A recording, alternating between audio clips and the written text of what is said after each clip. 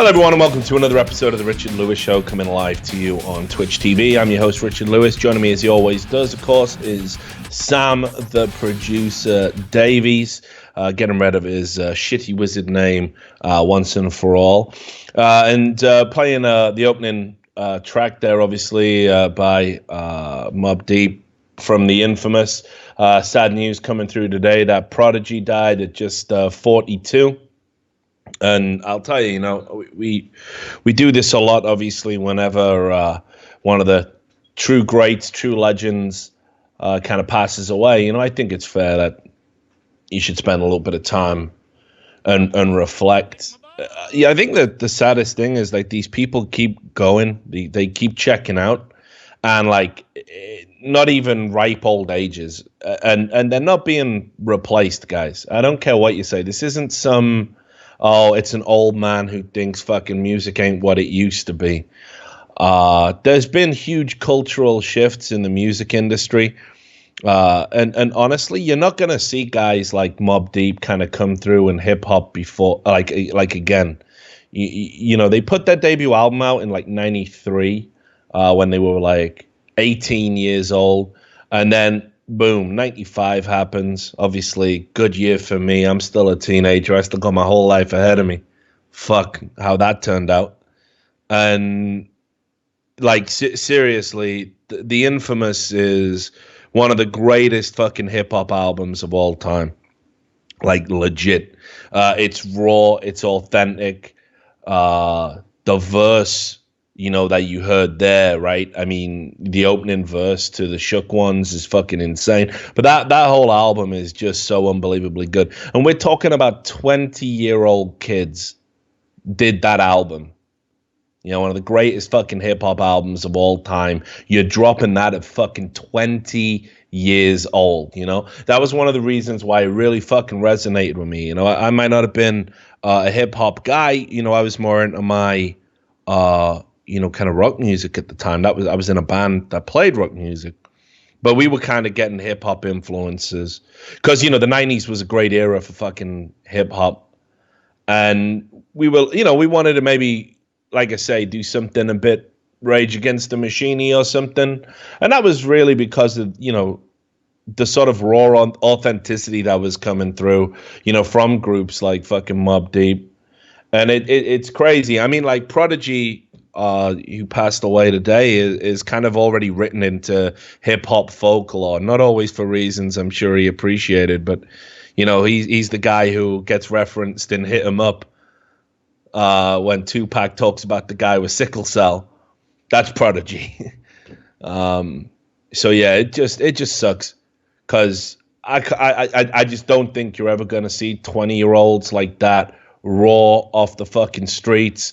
Literally grinding and committing crimes to pay for studio time to get their debut album out, to attain a low level of notoriety, to still be living in the hood, somehow grind out your second album, and it's one of the old-time fucking bangers, So yeah, just it's really sad, and definitely something to think about. If you've got a copy of The Infamous, make sure you blast it tonight.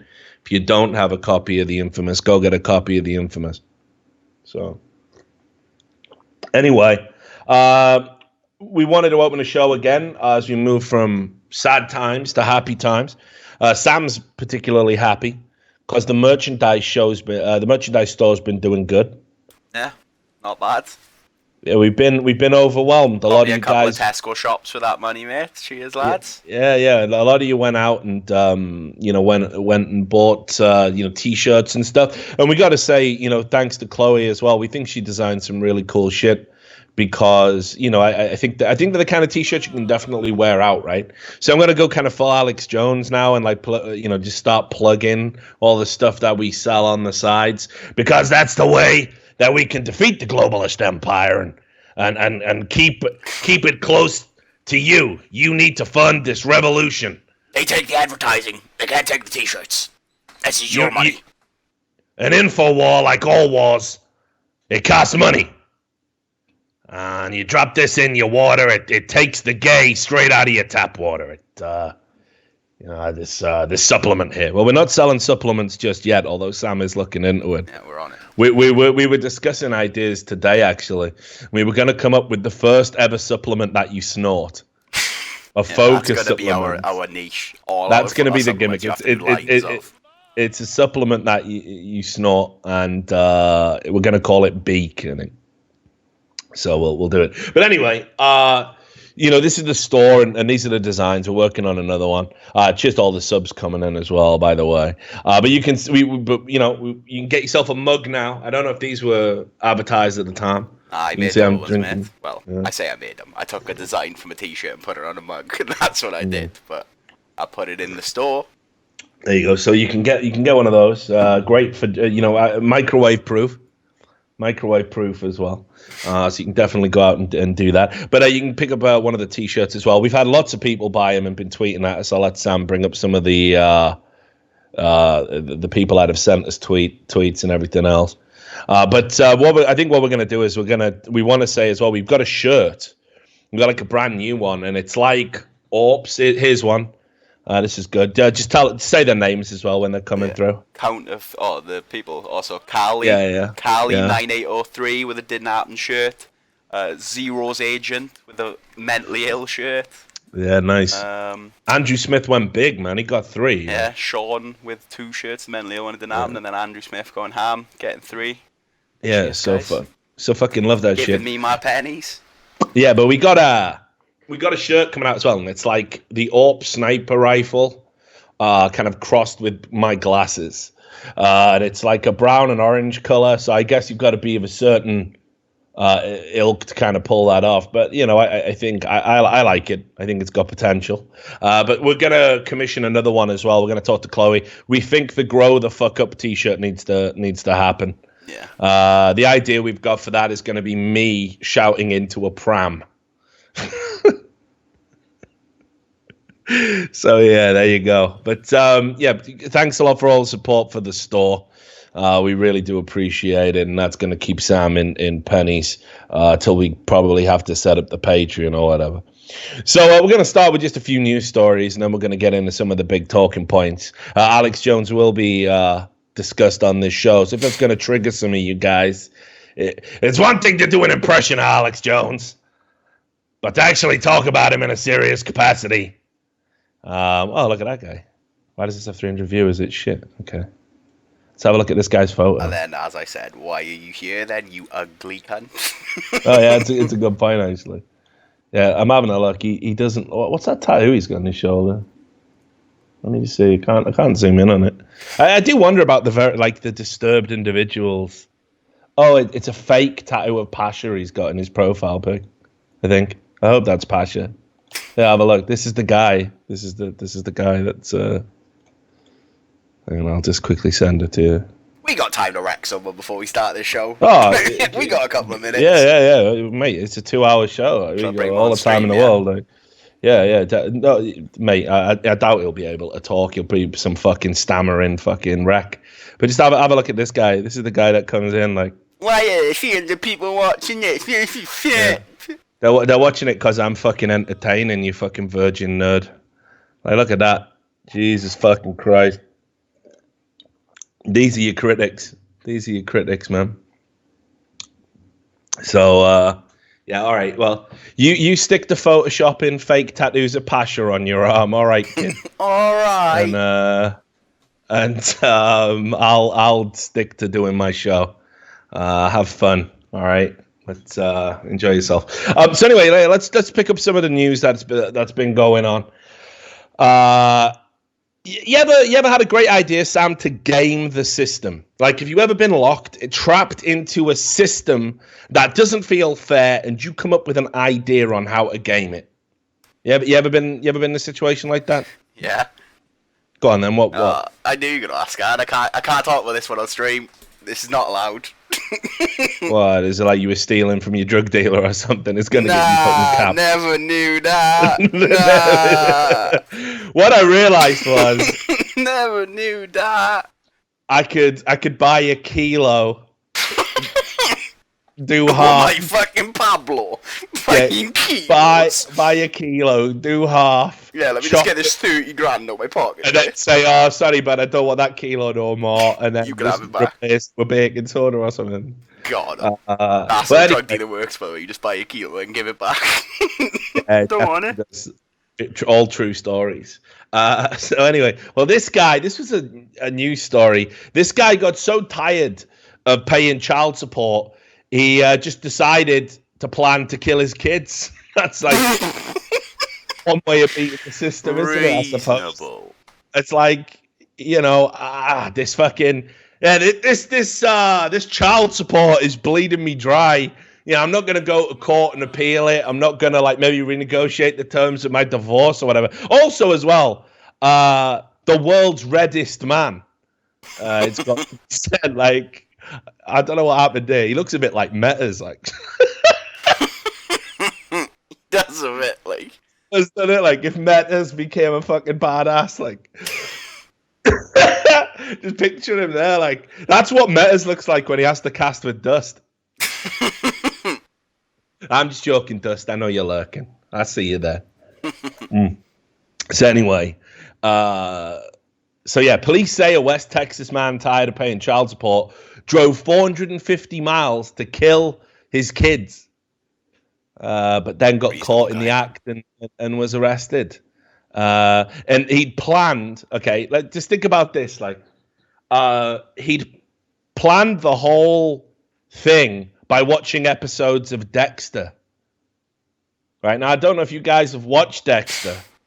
Dexter is about a serial killer who, because he can't beat the urge to be a serial killer, decides he can do some good by killing other serial killers. Last time I checked, it's a lot harder to kill a serial killer than it is to kill a kid. I just want to put that badass kid though, man. You don't know what these kids are up to. And yeah, straight away, people around there. We should obviously ban Dexter. It's a murderer training tool at this point, I think. But I just don't even understand. At what point, right? Do you think? Well, I gotta kill my kids because this child support bleeding me dry. Because I gotta pay $300 a month. Ain't nobody got time for this shit. So I'm just gonna sit me down and watch me some Dexter to get some ideas. Mate, if it doesn't kick in at some point in the thought process that you're absolutely fucked. If you're going to do a crime, right, because you don't want to pay money anymore, why don't you do a crime that gives you money instead of killing your own kids? Rob a bank? Yeah, exactly. If you're all in, rob a bank. If you're all in, why not? Why not rob a bank, Why not become a esports commentator and, work for DreamHack? God aim, right? So yeah, but are people saying was that a Jamaican accent? I certainly hope. I don't think so. I don't think so. But it could be worse, mate. It could be worse. In Texas, sure, you've got red-faced Metas lookalikes trying to kill kids after getting jacked up on Dexter. In Mozambique, your favorite country. Yeah, Mozambique. What? Sorry. You put the beak in Mozambique. Thanks for the sub there, Ethan's 9999. Thanks for the big donation. He even spelled his name with. I thought Jericky Simon got so tired with you triggering his name. He actually wrote Jerky Minion this time. No. Yeah, he's just anyway. So Mozambique, Sam. Mozambique, right? I'm not saying that some of the people there maybe are mental. I'm not saying that. But this is a news story. This is a news story that came out of Mozambique. It's on the BBC, for fuck's sake, in African news. And this is the headline.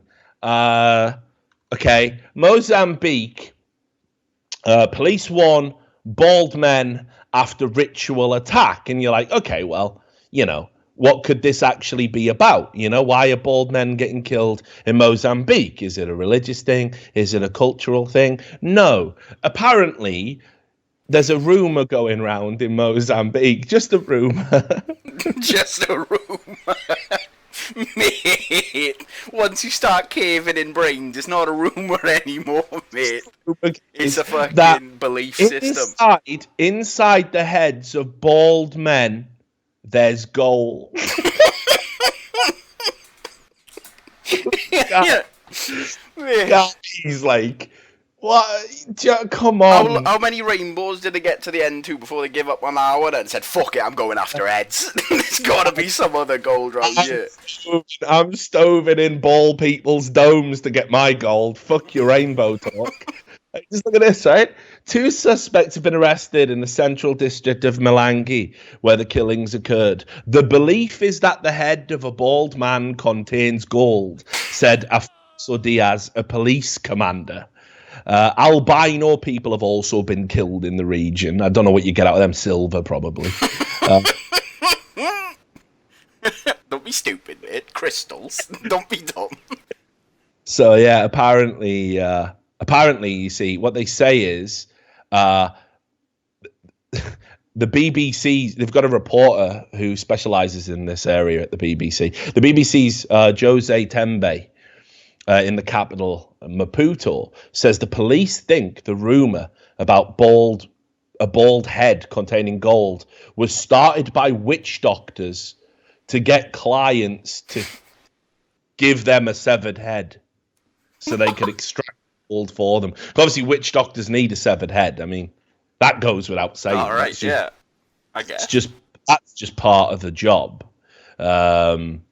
While you're out, can you also get me some Jaguar tears? It'll be for the surgery. It's fine, it'll be fine.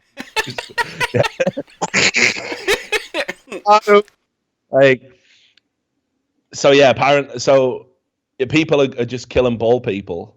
And you can see here as well, one of the victims had his head cut off and his organs removed. Just in case. Yeah.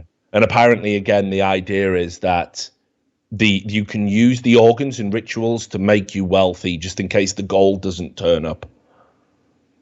So I'm hoping there's not going to be like an ESL event. Like me and Moses having a walk around. Be security, mate. Yeah, well, yeah, possibly. Cheers for the resub, DG Lucky, sorry. You're not a DJ. You might be, I don't know. In fact, Jaguar Tears would be a good name for the supplement that we're going to sell. Yeah, genuine Jaguar Tears. We could just sell real Jaguar Tears, mate. I'm sure that's a way to get them. You just show Jaguar sad films. You know how I'm fucking scared of flying, right? Yeah. Check this story. This is ridiculous. Like, do you remember when that female pilot had that breakdown because she was going through a divorce? Yeah. She was talking over the thing. Yeah. She started going, shall I put on my uniform or shall I just wear these? And everyone's like, you're scaring us. I'm mentally ill. Well, this trumps that in the same way that love trumps hate. This trumps that. This is ridiculous. So a flight, right, where the pilot says to one after they've been delayed, do you still want to go on your holiday? Shall we still take off? But there's only a 50-50 chance of the engines working. Was he saying that to, like, say, oh, you want me to fucking leave, do you? Or was he like, maybe we'll just go? Oh, apparently, he was saying as a pilot, he was willing to take the chance.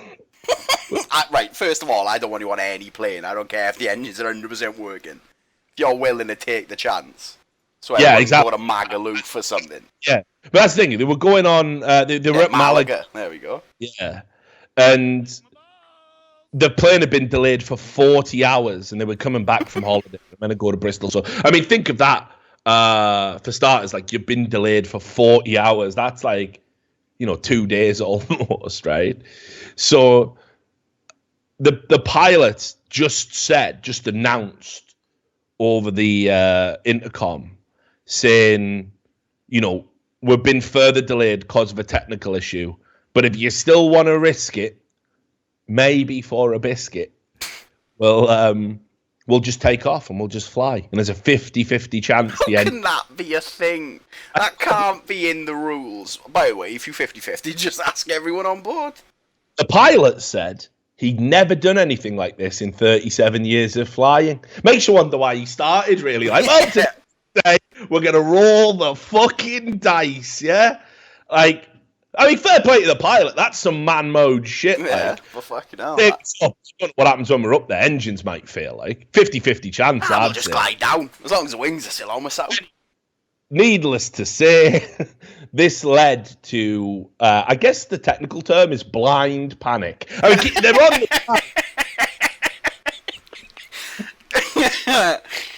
I guess you could call it a fucking meltdown. All this hysteria.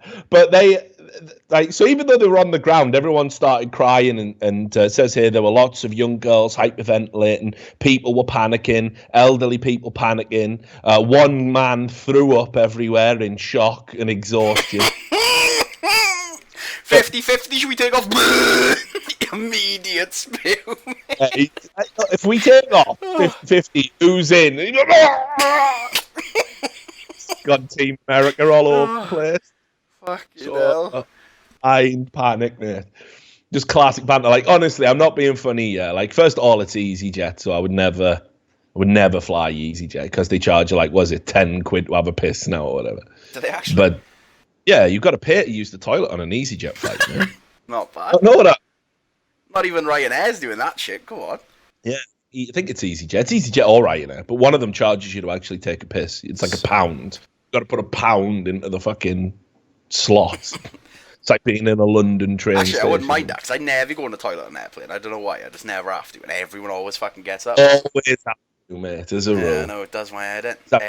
Because, I don't know, it's like I tend to chug water on a plane because of the recycled air or something, I don't know. So then it's like, right, well, I'm getting up. I try not to have a shit on a plane. I don't know why. No, that's unreasonable, mate. I've had people take disgusting shits on a plane, but... I'm always worried that there might be, like, some incident, and it's like, oh, we can no longer close the shit door. It's just yours. Because people watch. Now, people know who it is. Like, on a plane, know where to hide, is there? Like, so if you do a manky shit and then for some reason the door breaks, and then you just got to come out and everyone just be smelling yours.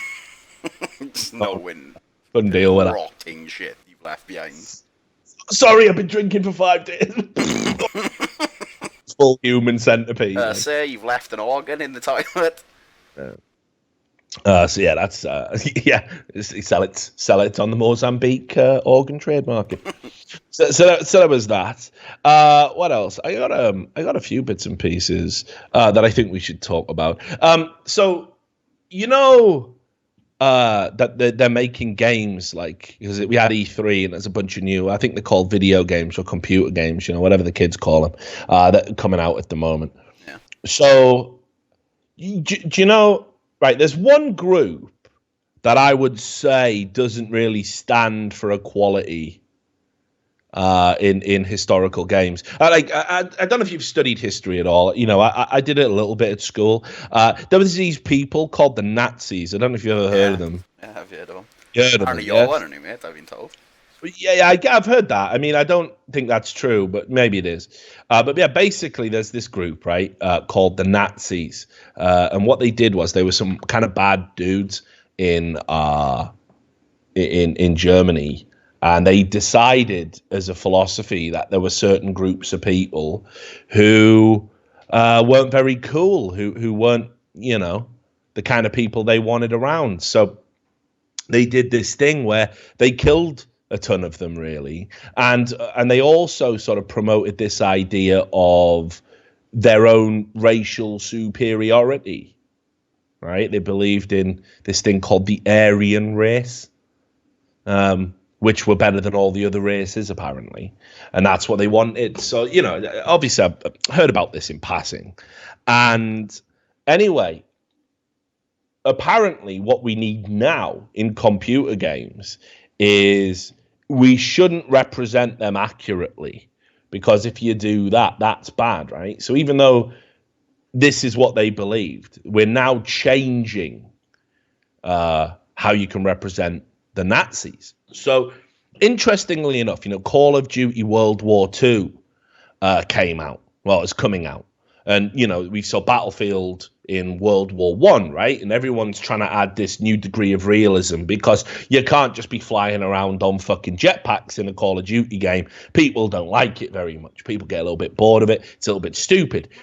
So people are going back in time rather than ahead in time. And World War II, which was a pretty big war, it was pretty big, very important. As you can see, the whole world was involved. So that's where they're going. That's what they're deciding to do. So first off, the one thing you can't do in a game that, even though they've said Activision Blizzard that make the Call of Duty game, and again, far be it from me to say that maybe Activision Blizzard have gone a little bit mental with this whole diversity and representation thing, as you'll see in a second. But the first thing they said was they wanted to create a historically authentic experience, which is hilarious in Call of Duty because the idea of those games being authentic in any way, shape or form is ludicrous, isn't it? You get peppered with bullets and you stand behind a bush and you're better again. And that's fine. You just come back to it. So, but they've decided to remove the swastika, which was kind of the Nazis' thing. They liked the swastika. It was it was an actual real example of cultural appropriation, I suppose. And they appropriated it and they inverted it and fucked with it and changed the meaning to the point now where if you wear a swastika, even though it doesn't mean anything, you can't get away with it because it's bad now. So they've decided they're not going to have the swastika in the game. It's like, it's the Nazis thing. It's the Nazi symbol.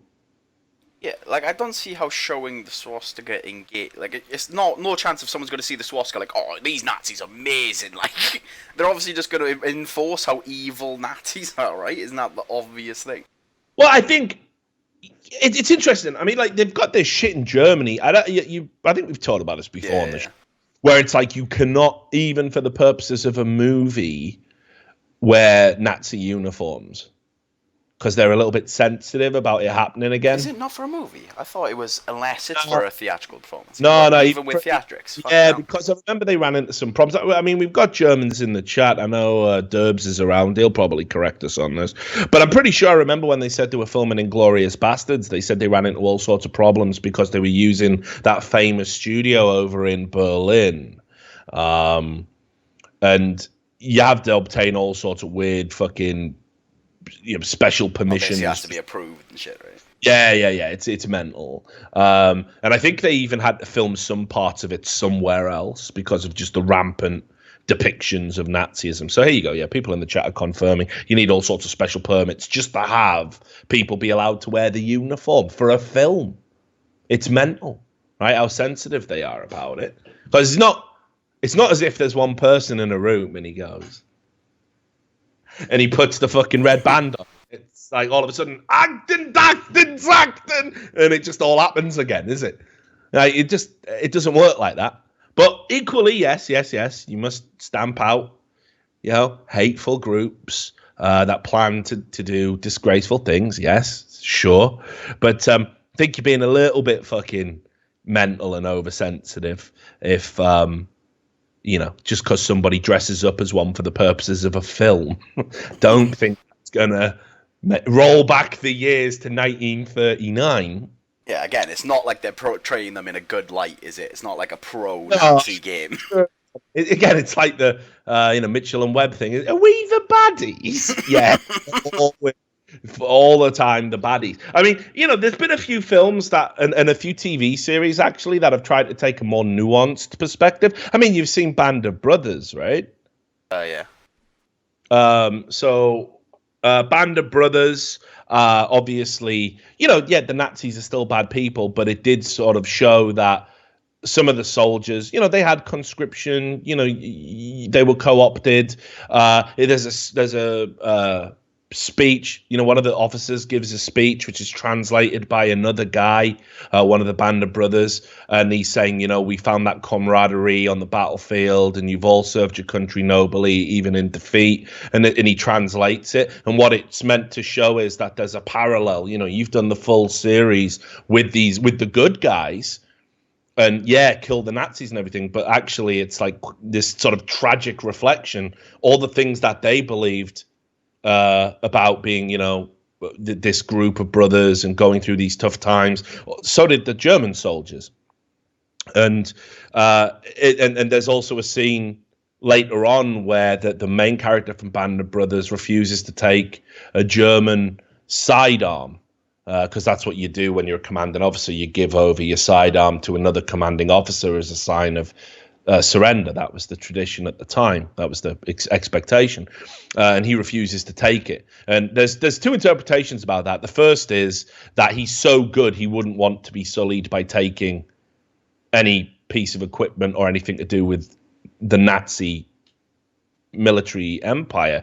I think that's not a particularly informed perspective. I think it's the other kind of belief, which is he wanted the German officer to not be disgraced because it had been a long battle and there was respect on both sides, despite some of the atrocious things that went on. So you have that. Interestingly enough, actually, on Band of Brothers, there was this. They changed that scene in Germany for the German dub. For the German dub, the guy who does the translating, they're all kind of laughing at the German officer and mocking him, because again, in Germany, they're just really touchy about portraying anything as being sympathetic towards the Nazi posture. So it's really interesting culturally. But, Band of Brothers was there. Sam Peckinpah did Cross of Iron. That's another great film. So, it's interesting. But anyway, back to games. And you can see here that... we're just going to get rid of the swastika because we don't want to trigger anyone. And I'll read you the statement here. And it says, ultimately, we decided that Nazi symbols like the swastika had a place in the campaign to be historically accurate, but we didn't feel it was appropriate there. So we don't know if we're going to get the swastika or not. They're saying it's a dark symbol, and we have to be really respectful and mindful of customs and regulations of different territories. And we wanted the whole community to play it together. You'll see it in the campaign in a historical and accurate way, but it won't be in multiplayer and it won't be in the zombie mod.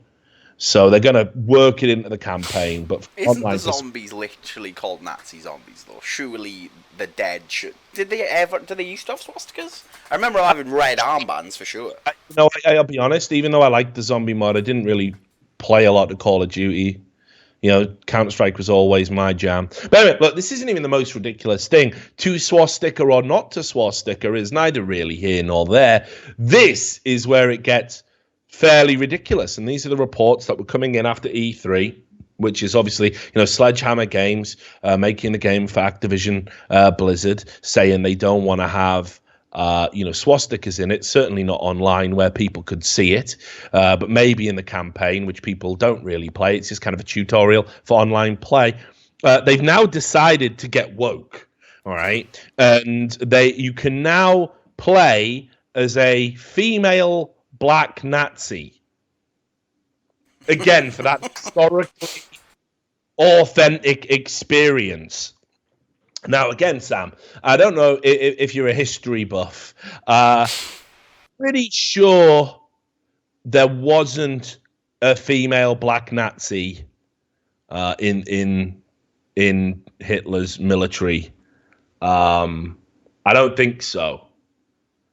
And look, again, I'm all for having a black woman in a game, but it's got to be fighting in the resistance. Yeah, why? It's like they looked at the Nazis with their fucking blonde hair and blue eyes and went, fucking hell, these guys aren't really, they're not very diverse. And that's the fucking point. That's the point. They didn't believe in it. They didn't believe in diversity. The idea that they're going to be fucking saluting some fucking high-ranking black female officer and then anyway, let's get back to that racial cleansing, shall we? What? Come on, guys. Definitely include the character, but come on. So you can't show a swastika, but you can have a black female officer in the campaign mode. It's like, why are you even calling them the Nazis at this point? Why not write an alternate timeline? You know, you may as well, right? It's just crazy, isn't it, that you've done this? And again, like, people are going, yeah, all the alt-righters and all the racists are outraged that we would include a black woman. No, dude, We're definitely not outraged, are we? We're definitely not. It just makes no sense.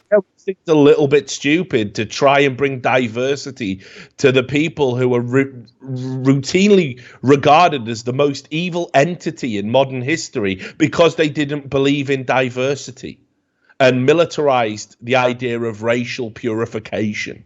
That's why people hated the Nazis, because they didn't just sit in a fucking basement like the average fucking white supremacist who likes to fucking go on some shit forum and go, yeah, let's do it. The white man marches, just some fucking inbred loser. They actually took that policy and then killed millions of people to enforce it. That's why they're universally lauded as some of the most evil people to have existed in modern history. And what you're saying is, we want to depict them, but let's just pretend they're not that. That's kind of fucking insulting, in my opinion. But maybe, I don't know, maybe I'm wrong. Maybe I shouldn't get upset about it. Maybe I'm an alt-righter. Someone did tell me the other day that my YouTube channel is best described as being an alt-right channel that denies it's alt-right. That's my content, apparently, so. What does that even mean? What does that even mean? You know. Apparently alt-right, but not for alt-right. Good. Yeah. We're not really. Wink, wink, wink. Signal, signal. All right, whatever. No, we're just not. We're not. We don't believe in that shit. We're not mental anymore. Like everyone else who used to be centrist turned mental. We just didn't go mental. Didn't go mental. Exactly. We're like the super mutants. Yeah, centrist, but not mental.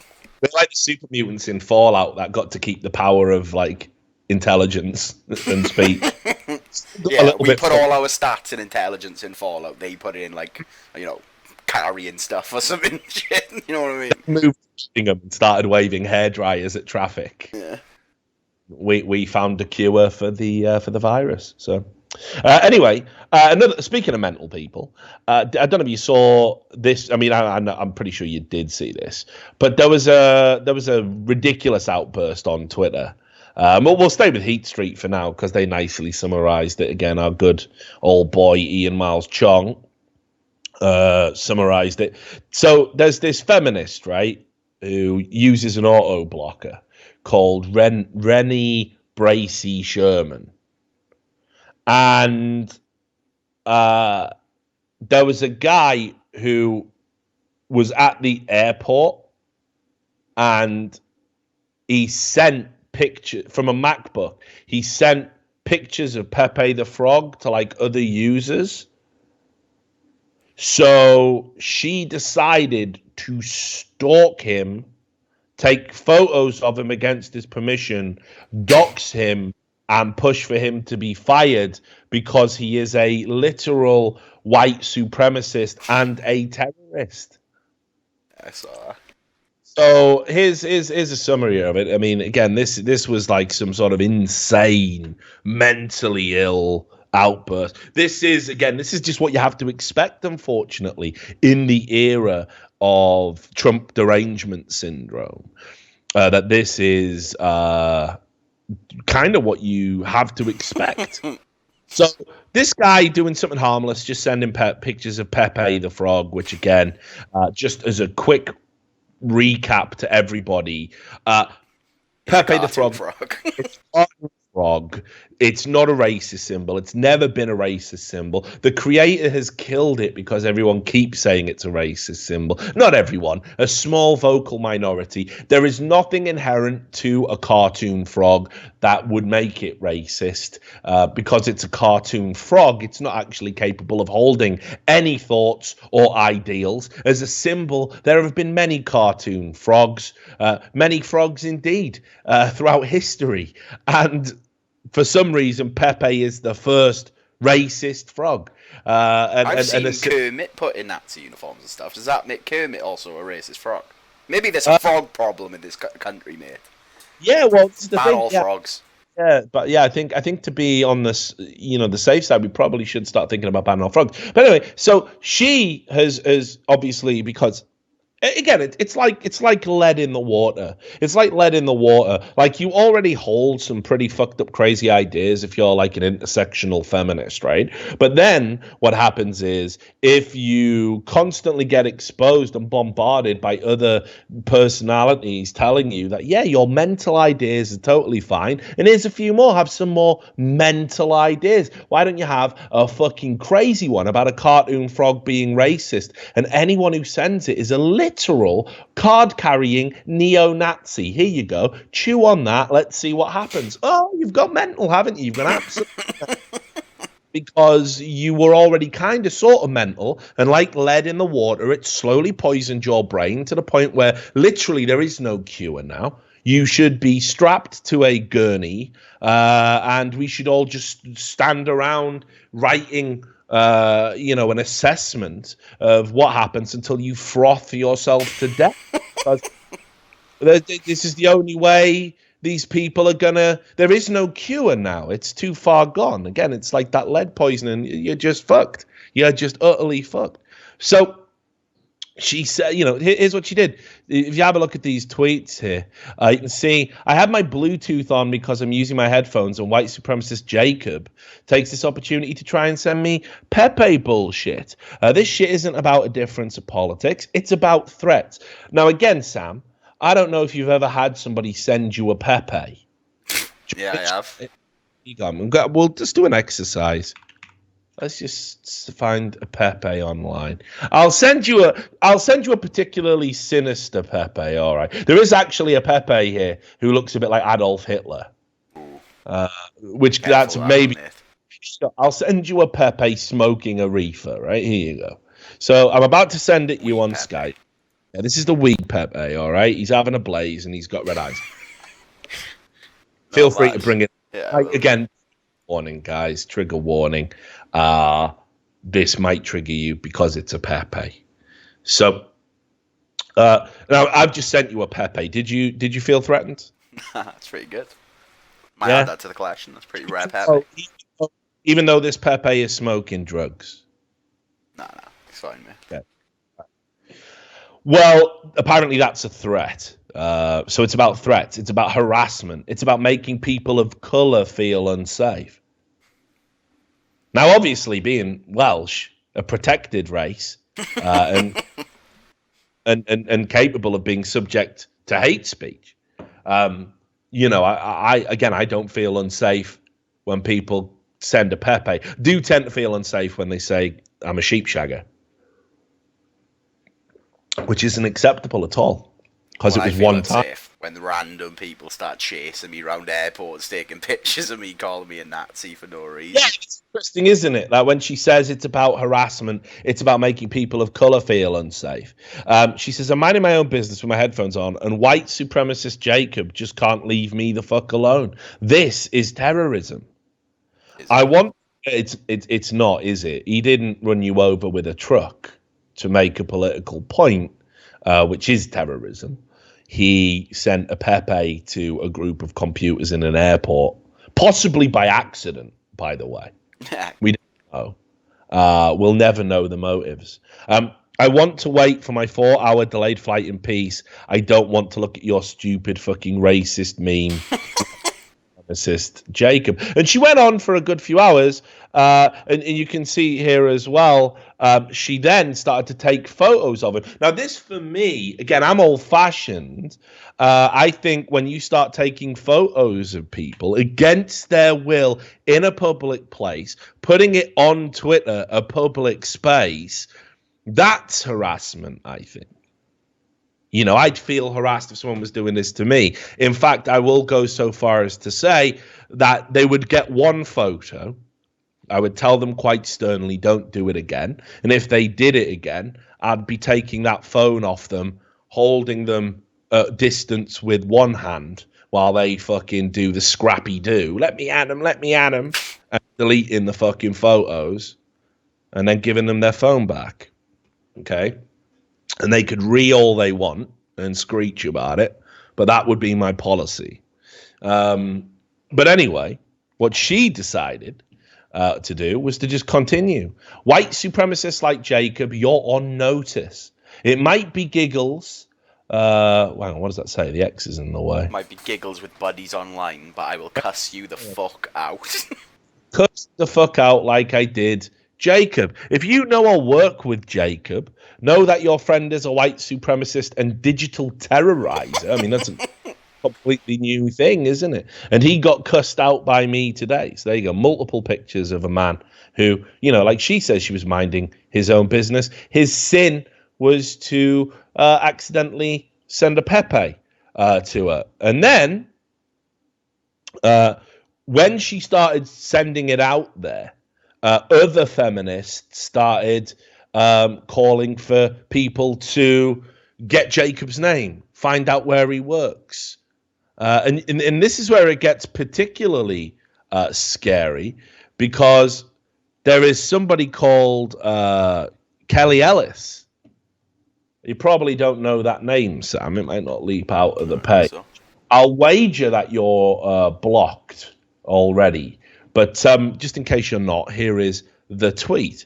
So Kelli Ellis, who is a software engineer, she has worked for Google in the past. So she is a software engineer who has worked for Google. This is what she had to say about it. She's like, yes, I hope he gets his ass fired. Which airport is he at? I also hope that when we find out his full name, his actions will forever be remembered by search engines. Whoopsie on Jacob's part. Kind of makes you wonder, doesn't it, when a former Google engineer is saying stuff like that publicly. Somebody who would have a very intimate working knowledge of how search engine optimization works. And then somebody says supporting doxing is not a good look for our side. And once again, leftists just change definitions when they want. There's a difference between doxing to harass and having his name publicly associated with his actions. I mean, there's not, is there? Because doxing... He's publicly associated with his actions. He sent a picture of a frog, man. He didn't even send it. It was like a mini picture on the bar. It's like, by the way, frog. Yeah. And then she said, don't claim me for your side because I'm not on it. I mean, evidently you're on an entirely different side called mentally ill cunt. which is a growing side, yeah.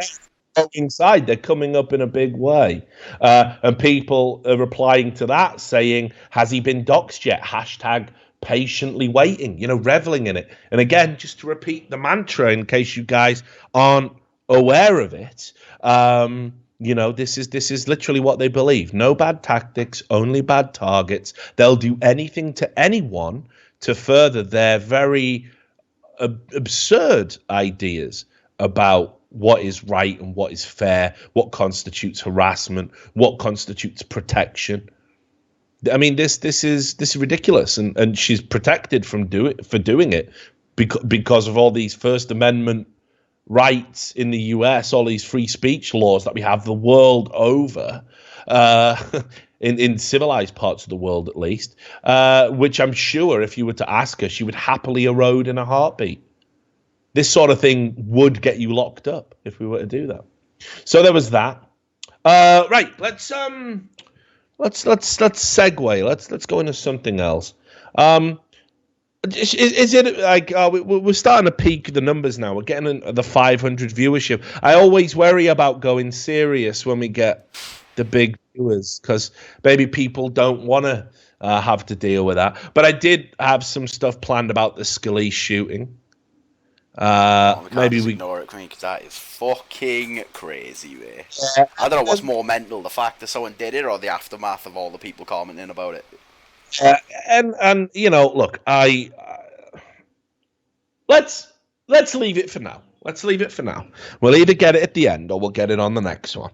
But I've got stuff prepared. But there's a feel good vibe here. People are all enjoying. They're all smoking that reefer and just enjoying themselves. And it's a nice party. It's a nice mellow vibe. I'm not going to come in like the drunk guy who's just downed a bottle of vodka and everyone. But yeah, we'll get to the serious shooting stuff in just a moment. But let's do some updates from Evergreen. Nice.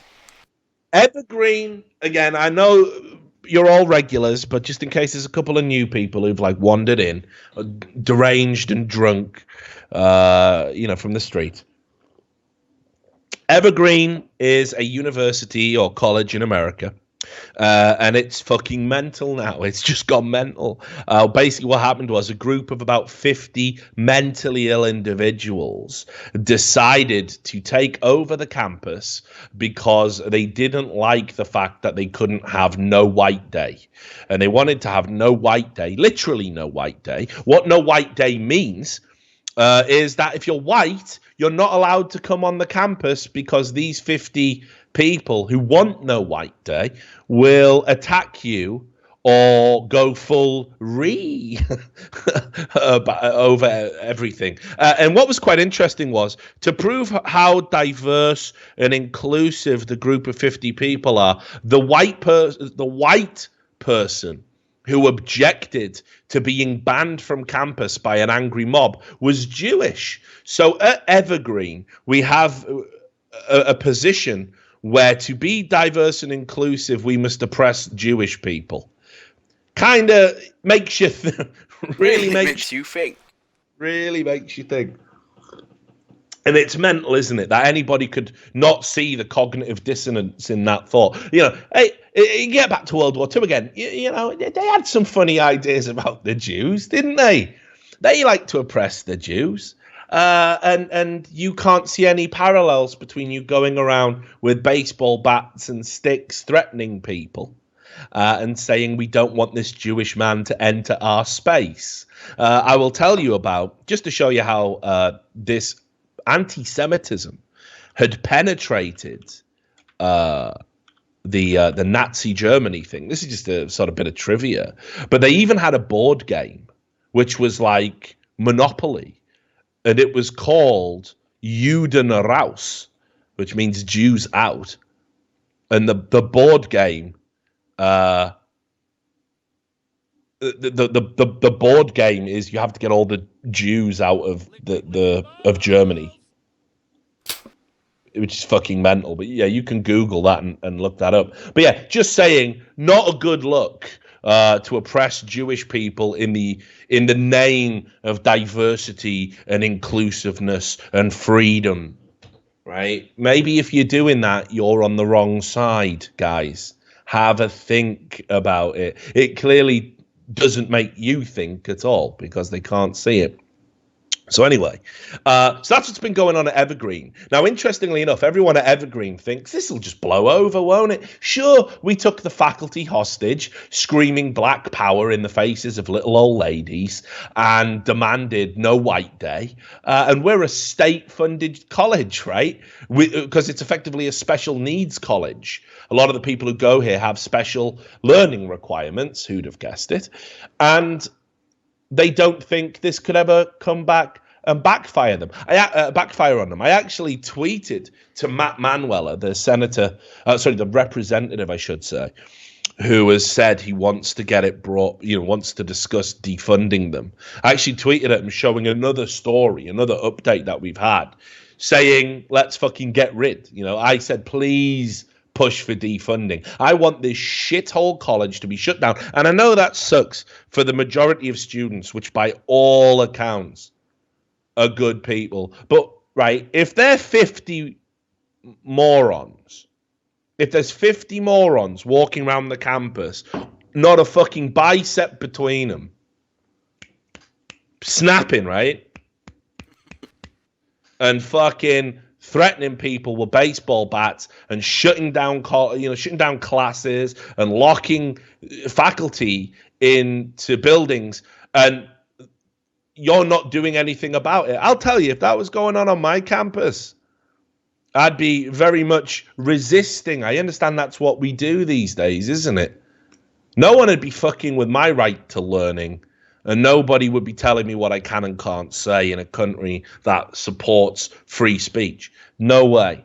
So I would be actively resisting. And you're all pussies and losers for doing it. Again, we read you some of the Reddit comments from the Evergreen subreddit where they were saying, I don't want to get my car keyed.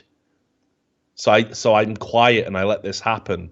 But how fucking feeble and pathetic are you? Grow a fucking pair. You know, or get a garage. Fucking hell, come on. Yeah, exactly, right. Completely ridiculous. So anyway, apparently one of my regulars that tells me stuff about the gambling sites just said Valve have gone ham. A bunch of websites have just been bot banned. I don't know if he means case opening or gambling or both, but might have had something to do with that report we put out. We'll have a look anyway. Might have had something to do with it. Anyway, we'll get to that. But let's talk about Evergreen. So first of all, Evergreen actually had the audacity to launch new programs. They're so confident that nothing's going to happen to them. They launched a new program. Get this, Sam. You too can study and get a master's in social justice. What is that? Yeah, what job do you get with that? Orwell couldn't have made that up, mate. A fucking master's in social justice. So there you go. There's the link for people to see it. And here's the here's how they summarized it. It's a 2-year program, and it's meant to equip people who want to teach the skills that they need to promote social justice in their curriculum. Now, here's the thing. I'm going to say this. This is part of the problem with higher learning right now, that while I understand everything, you don't exist in a vacuum. Everything is somehow linked to the zeitgeist, to the political landscape in which you exist. It's unrealistic to think otherwise, that politics will not inform policy somewhere down the line. And you might have to change and pivot and switch. And indeed, universities that take state funding are inherently linked to the political process. One of the things that I would say is maybe politics doesn't have a place in the classroom. You know, in the sense that we shouldn't be saying to people, this is the type of politics you must teach. This is the type of politics that must inform your teaching style. And anybody that doesn't necessarily subscribe to this brand of politics, because let's be clear, this is all this is. This is all this is. It's not even politics in the macro sense. These are very small micro politics that just matter to a very small limited amount of people. It's sociological theory peddled as hard scientific fact. And that's all social justice is. And again, inherent to social justice, there is this expectation that you will always abuse your power, your position for the greater good. That if you're woke, if you're aware of social justice, you will discriminate against people who are privileged. You will turn a blind eye to certain types of misbehaviors and unacceptable behaviors from groups that you believe should be excused for that type of behavior. It's really, it's a despicable thought process. So this right here would be grounds for defunding for me. You know, what is a fucking masters in social justice? This indoctrination of teachers to learn how to indoctrinate pupils. You can see here, the official page says, teacher candidates here are immersed in social justice. I mean, yeah, you're immersed in social justice in the sense you're surrounded by an angry mob who all believe in social justice, baying for your fucking blood. Yeah, I mean, you're definitely immersed in it. Informed by our conceptual framework, you will tackle questions of policy and politics head on from the local to the national level. You will strive to enact equity pedagogies and environments which support the learning of all children. And it's just like, you know, what the fuck? Here's the other thing. Because Again, social justice is about abusing any power you attain for yourself in what they see as an entirely hierarchical structure with privileged groups at the top. And the only way to address the rebalance is to abuse your position once you're on that ladder, once you're in that hierarchical structure. They promise a 100% chance at employment for teacher positions for graduates. So this is how you continue this indoctrination process. Yes, buy our bullshit, believe our bullshit, study our bullshit, and we give you a job teaching our bullshit to other people. There will not be, and certainly one couldn't be found, another master's course that promised 100% employment. So they incentivize you to go for it, and then they give you a job teaching it to other people who are similarly incentivized. This is indoctrination. This is ridiculous. And you can see here, because of our reputation for rigor and excellence, our graduates have an amazing job placement rate. As of July 2016, 100% of the class of 2016, 97% of the class of 2015, and 100% of the class of 2014 seeking employment have found teacher positions. This is why Evergreen is terminally fucked. The cancer is everywhere. It's metastasized. You can't do anything about this. It needs to be shut down. And these people need to be taught what teaching is, like what people need to learn when they go to a college, what an expectation is. We've shown you on the show some of the degree courses, lesbian poetry for queer, trans activists. Like, what is this nonsense?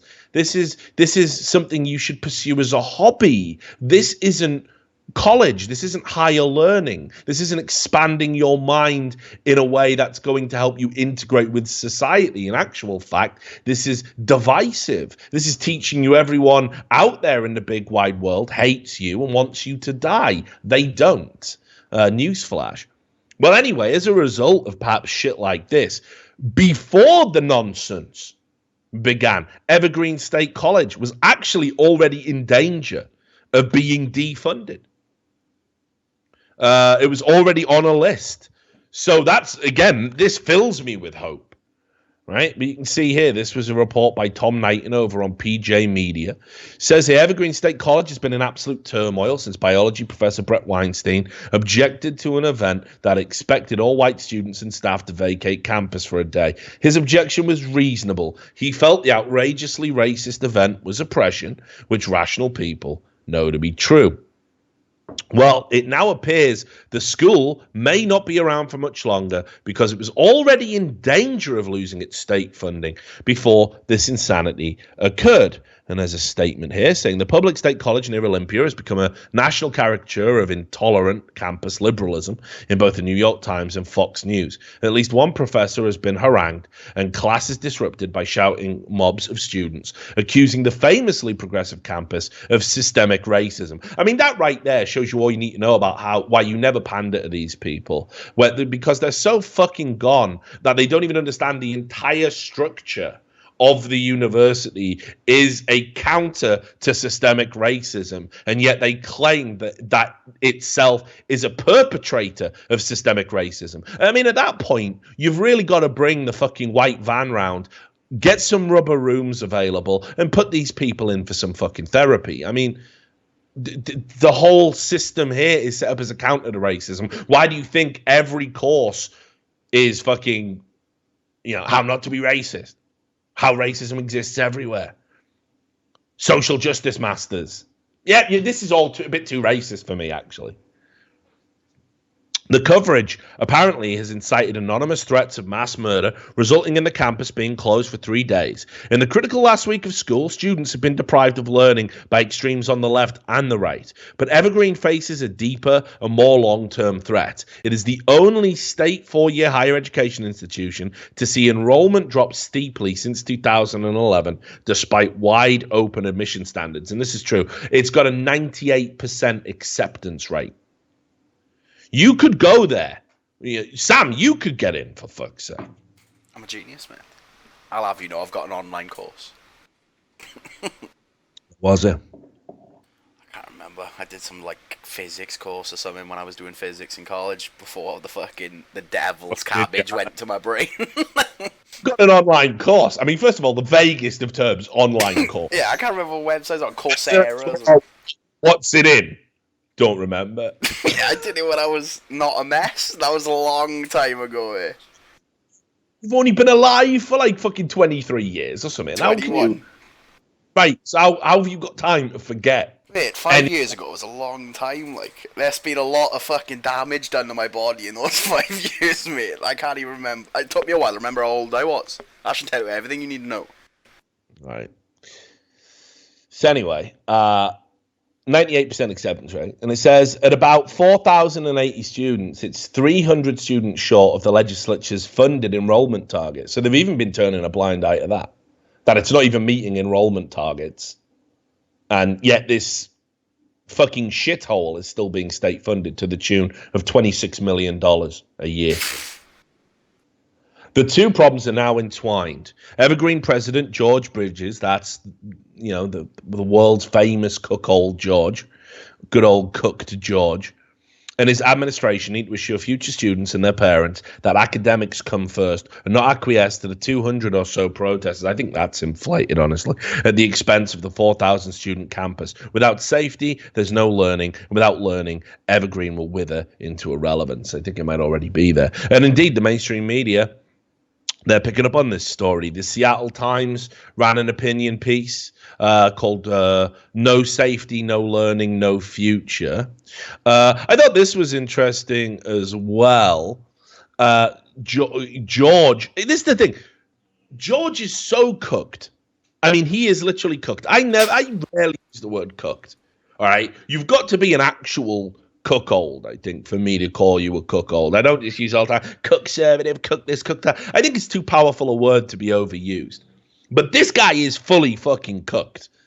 This guy's wife is splayed out on the bed. He's just watching, crying. He is as cooked.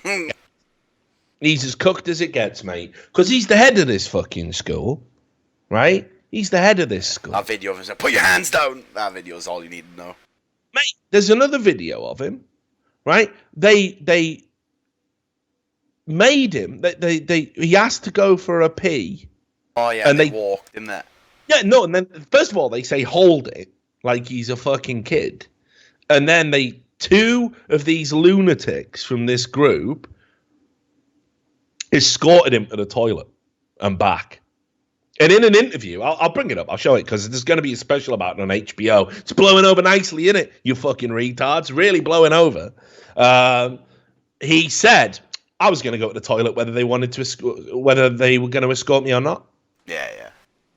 Yeah, sure, George, sure. But get this, right? So he did this interview here. You just play this video, mate. He says, I'm a bit disappointed in the protesters. Brett Weinstein. Right, it's only 2 minutes long. So that front of this crowd. Hit me with a 3, 2, 1. 3, 2, 1, go.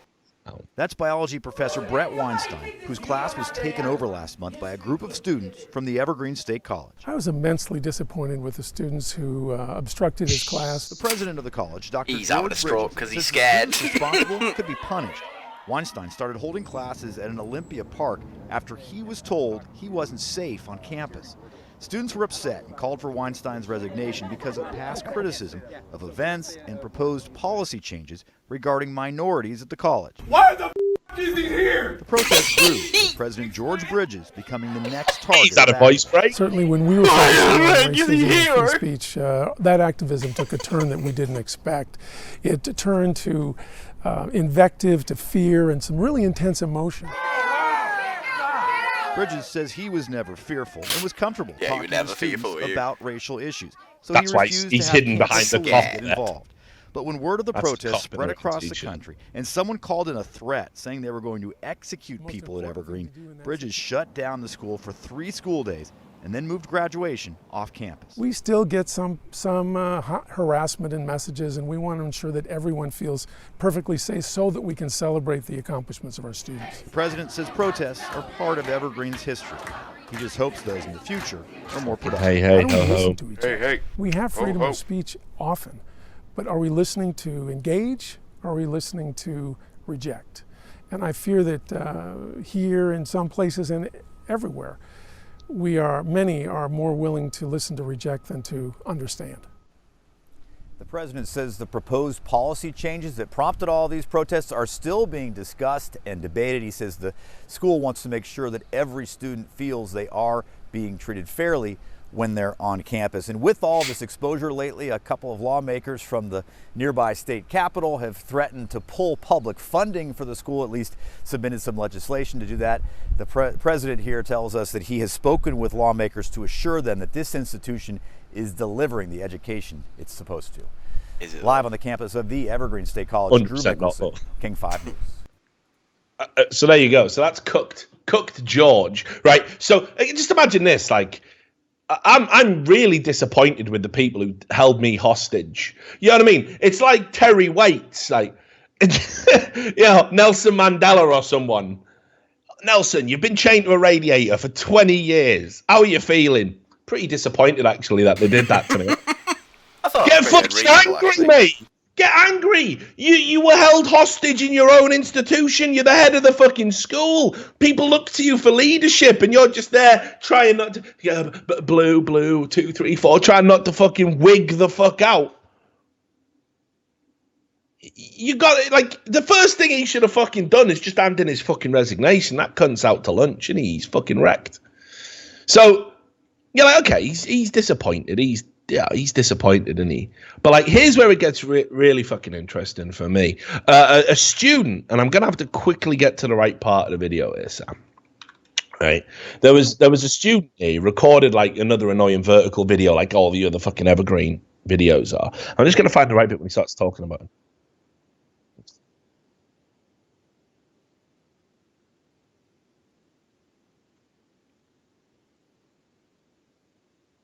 There we go.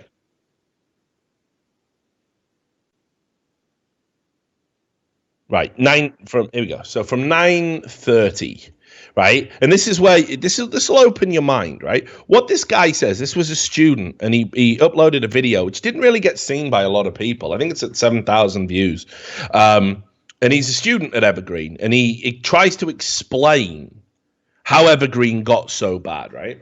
And what he does in the video, like I say, you can play it from 9:30. People can watch the whole thing. Honestly, this is the killer part at the end.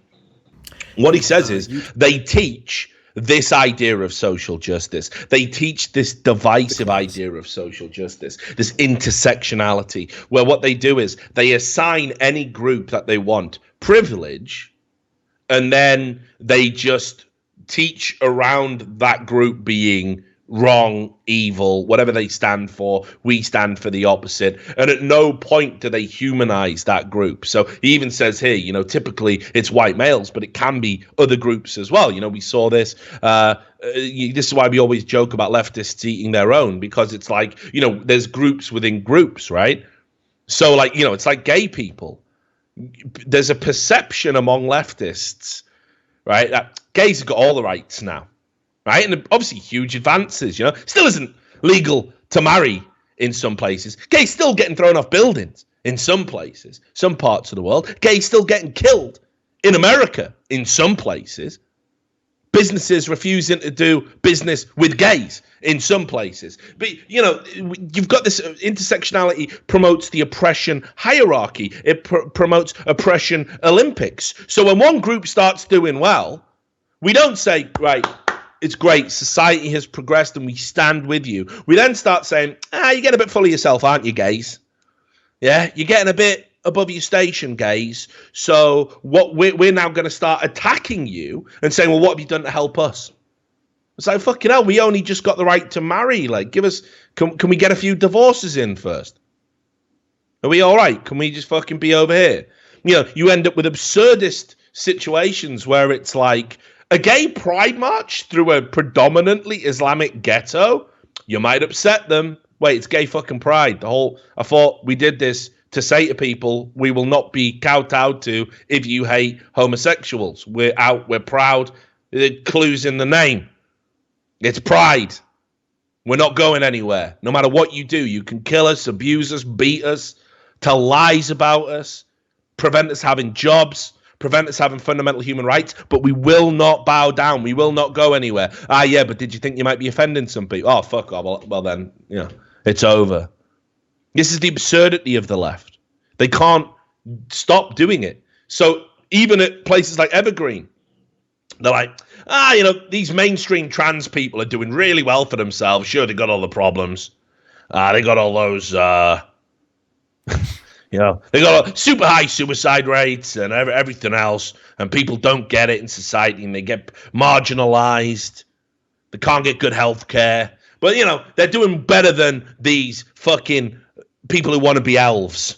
So how dare you, trans people? It's like, guys, why can't we just march together, shoulder to shoulder, to get human rights for humans the world over? What's wrong with that as a plan? But no, you got to teach intersectionality. There is always one group that has privilege, and that group is evil. Okay? And you are nothing without that group, because they define you by being privileged and being evil and oppressing you. It's so destructive a mindset. But anyway, play this from about 9:30 and just listen to what this guy has to say. It'll blow your mind. And this is the norm in every class at Evergreen. This is why it is a toxic cesspool. All right, 3, 2, 1, go.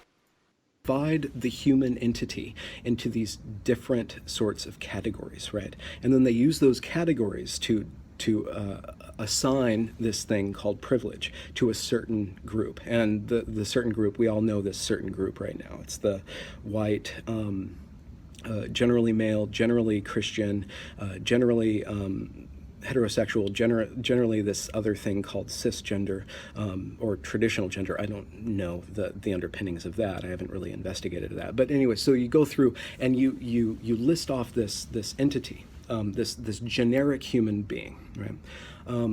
And at no point do we talk about what an actual human being is, right? So the underlying assumption of what a human being is a bunch of parts, right? Is a bunch of different identities, right? And through these identities, you can recognize right away who the privileged one is. And that privileged person, there's an inversion that happens where that privileged person is said to be racist and sexist and all these different phobics, and so if you happen to be that if you happen to live in those categories, you need to check your privilege, right?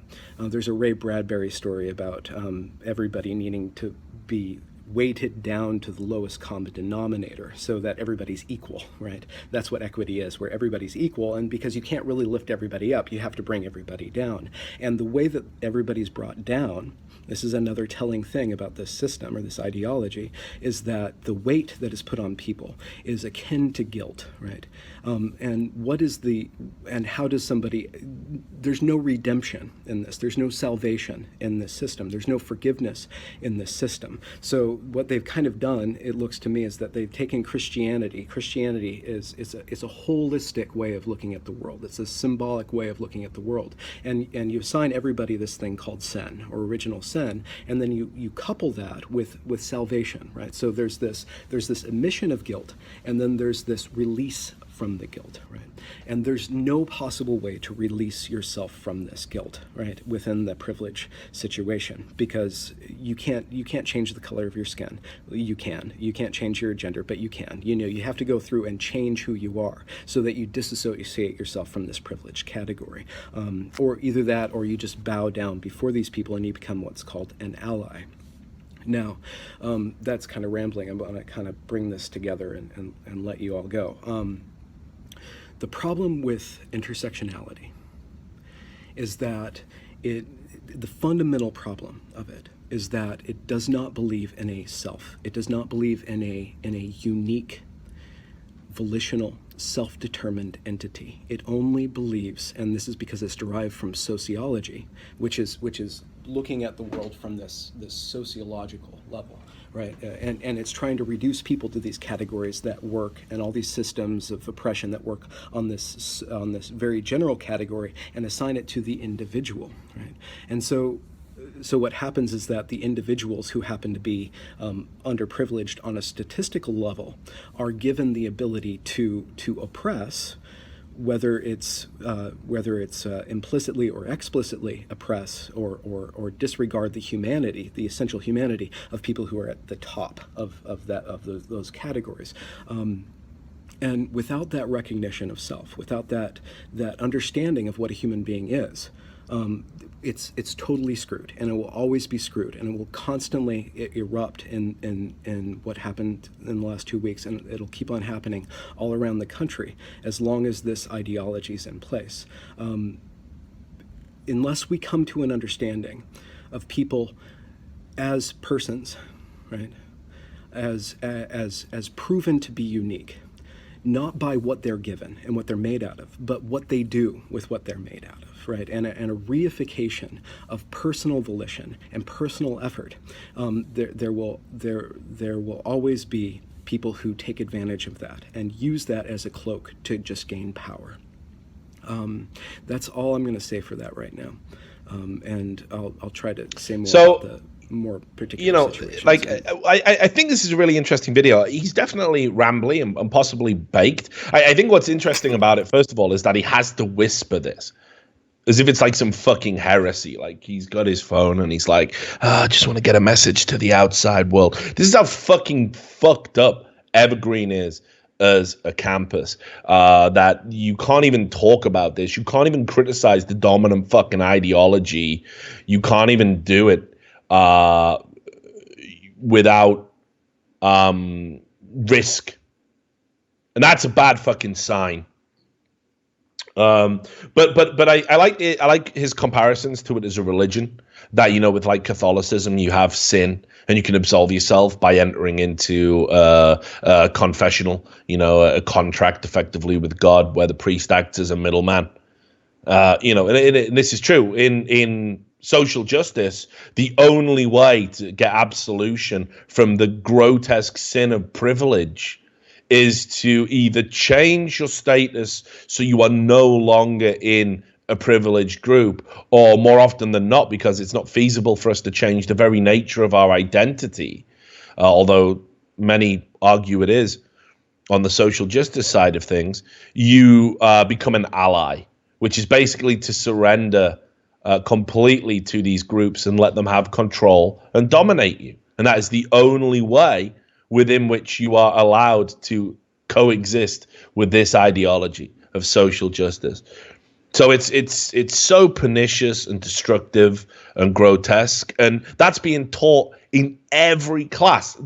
Even the maths, the English, the sciences that they teach on this campus are informed by this intersectionality, informed by this belief and adherence to social justice.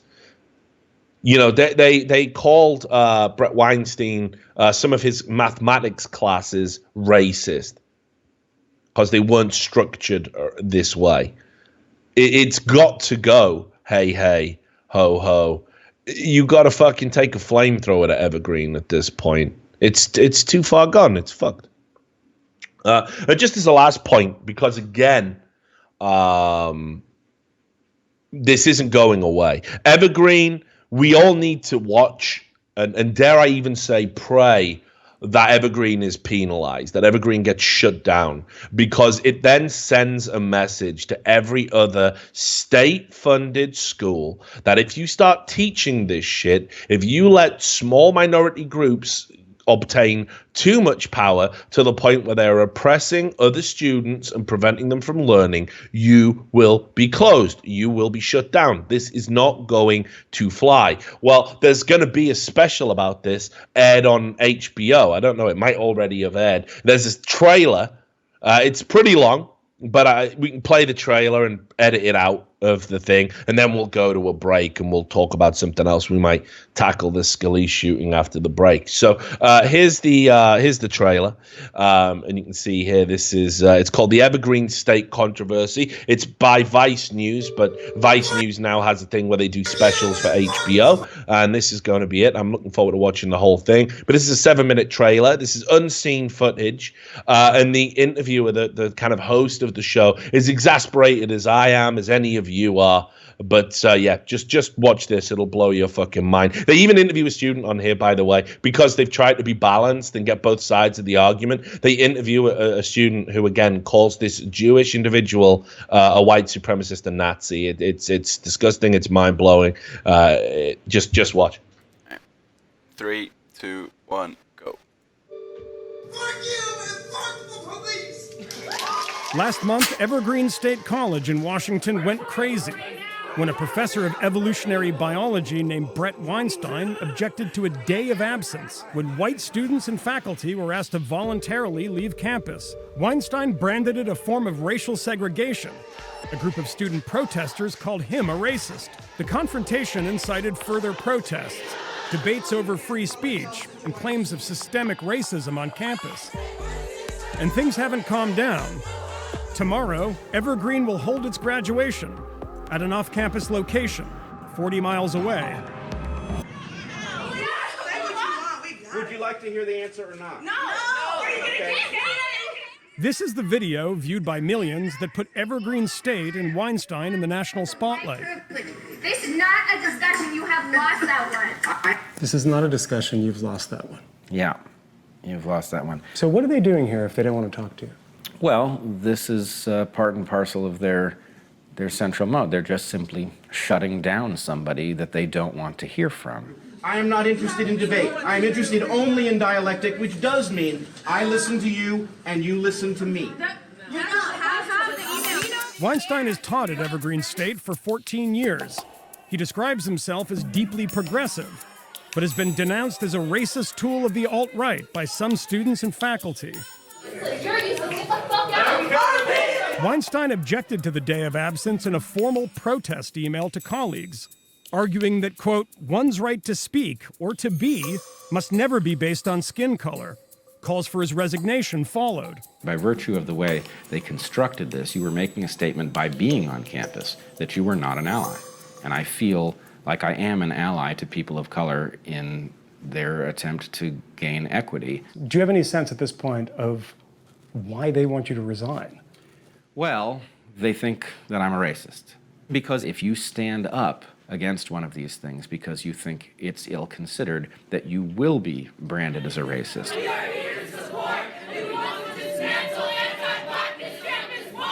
We just wanted to be like, until you're accountable for these actions, you don't get to teach students at Evergreen. You don't get to spread this problematic rhetoric and instill it in students.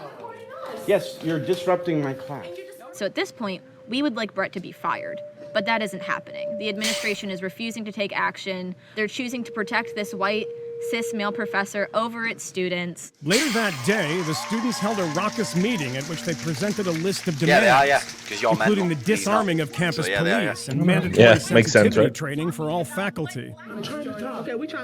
It's the one point on which the protesters and Weinstein agree. Evergreen's embattled president, George Bridges, has mishandled the crisis. I think their concerns are legitimate. They're articulating ideas that have to do with race, ethnicity, power, privilege, and we're taking a look at them. That's my problem, George. You keep doing these little hand movements or whatever. Come through.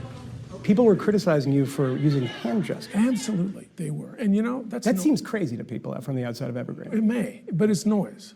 But the noise has been effective. No, fuck you, George. We don't want to hear a goddamn thing you have to say. Fuck off. I'm going home, suck all the knobs. I don't care. Sounds like you're being held hostage there. If you were going to go to the bathroom, you had to go with 2 escorts. Is that true? That's what the students felt was true. I was going to go to the bathroom. What do you mean the students? Well, that's what they said. If you want to go to the bathroom, I was going to go to the bathroom regardless, and they wanted to escort me. What a man.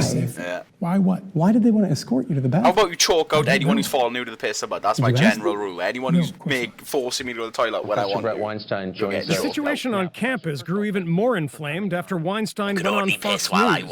The protesters say his appearance provoked threats from the alt-right. Although Brett has not personally said, you know, go out and attack these students, go out and threaten these students. That has been the result of his actions. He has incited white supremacists, and he has validated white supremacists and Nazis in our community and in the nation. Jewish, and though. I don't think that should be protected Jewish Nazi, by the free classic, speech. mate. Oh my received a god. threat saying that people will come here and execute every single person they see on campus at that point. Yeah, fuck. This room. Yeah. When we're dead, when What a we'll think die, tank and this you're room is. sitting here like, well, at least they got to practice their free speech. I'm so sorry about it. Your free speech is not more important than the lives of like black, trans, femmes, and students on this campus. I'm so sorry. hate to break it to you. Why is one clapping? She doesn't know the rules, The protests have dumbass. been You effective, don't even know. but it's unclear if they're widely supported. Many students told us that they've been hesitant to publicly dissent. Kirsten, who also didn't want us to use her last name, is one of Weinstein's students. I'm afraid of having a nuanced opinion because I'm afraid that my opinions and I will be stigmatized. It's a rather strange sentence to hear on a university campus. I'm fearful of my nuanced opinion. So I feel that I do not have the ability to speak if I have disagreements with the methods that are being used in the protests. There is this issue of what I can say and what I can't say, and who's going to dismiss me or demean me for saying it. And that is new in the American discourse. A student told me. Yeah, and you created it, you're a white George. supremacist. You advocated for safe spaces and trigger warnings. I'm You assuming idiot. that students have said lots of things about me. I don't believe I am. I'm a white believe person. you are, but you accept that you might be. No. Well, it depends on what you mean by a white supremacist. What does that mean? I'm a white person in a position of privilege. Okay. I guess that's part of the confusion for me is the precision of language seems to be lost in a lot of this conversation. It is. Bridges has acceded to many of the students' demands, but there's a demand he hasn't given into, that Weinstein be fired. Weinstein won't rule out the possibility that he's taught his last class at Evergreen. But if he comes back to teach next semester, he can expect the protest to continue. I don't care what happens to Brett anymore. He can go and be racist and be a piece of shit wherever he wants to do that. Hopefully, long term, we can just weed out people like Brett. At this point, why not just beat a hasty retreat? Weed out and the say there's no point Jews. in- Yeah. Yeah, really. Frankly, So, every that sounds like a student call in to that action to me, hallway man. who had chosen to make that protest has a clue These people are so about where they're going wrong. But I think that my standing there did some good.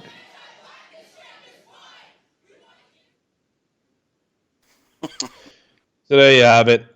It's probably a good place to go for a break, but just as a fucking final thought, guys, it's just mind-blowing to me that they can't even see that, you know, they're oppressing a Jewish man. They're stopping him doing his fucking job. They're doing this in the name of stopping Nazis.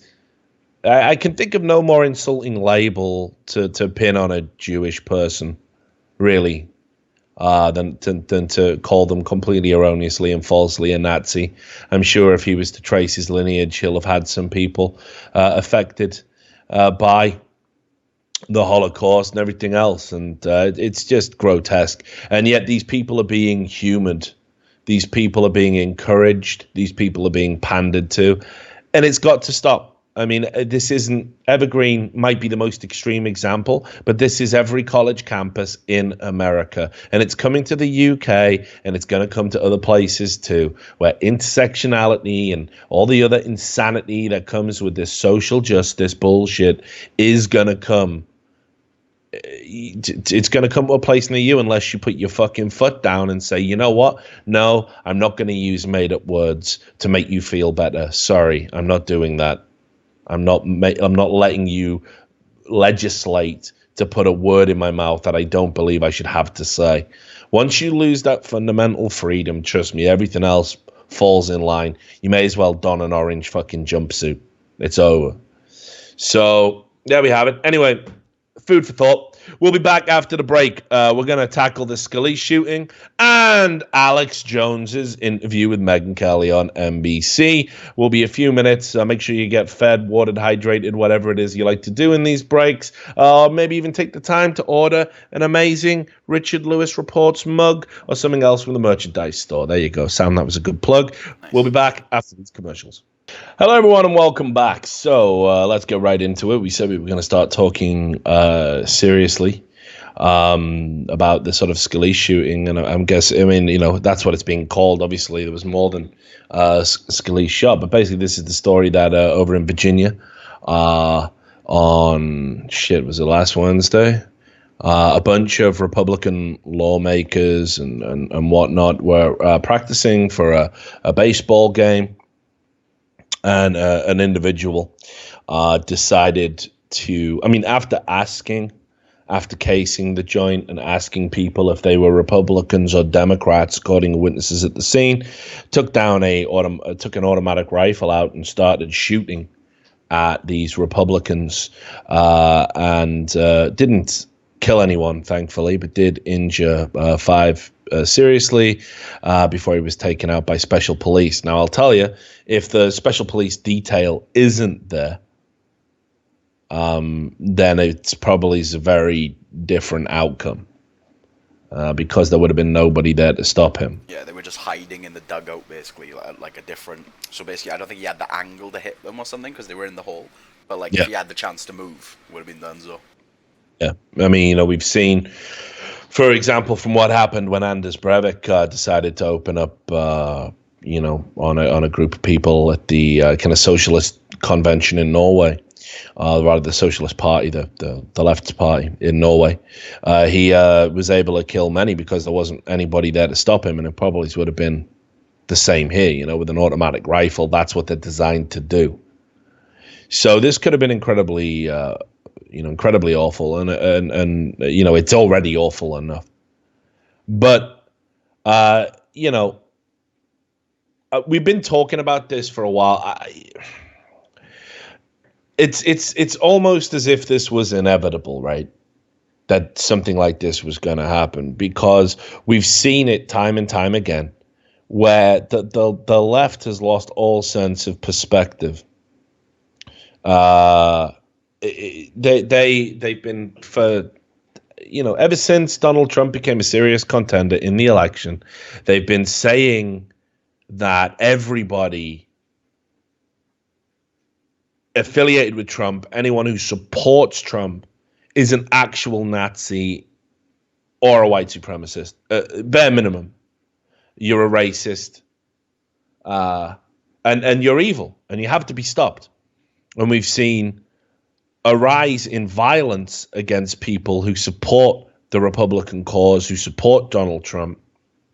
We've seen a rise in violence against those people during the election cycle. Similarly, we've seen a rise in fake hate crimes, you know, a spate like which we've never seen. And look, I'm seeing these numbers saying actual hate crimes are on the increase. But, you know, for example, like when we debunked that study on the show where it was like, oh, there's been a rise in anti-Semitic attacks in New York, and they were using bomb threats that were made by an Israeli person who was doing it to try and draw attention to actual anti-Semitism. They were including stuff like swastikas being painted on the walls of a house by the man who owned the house, who happened to be Jewish.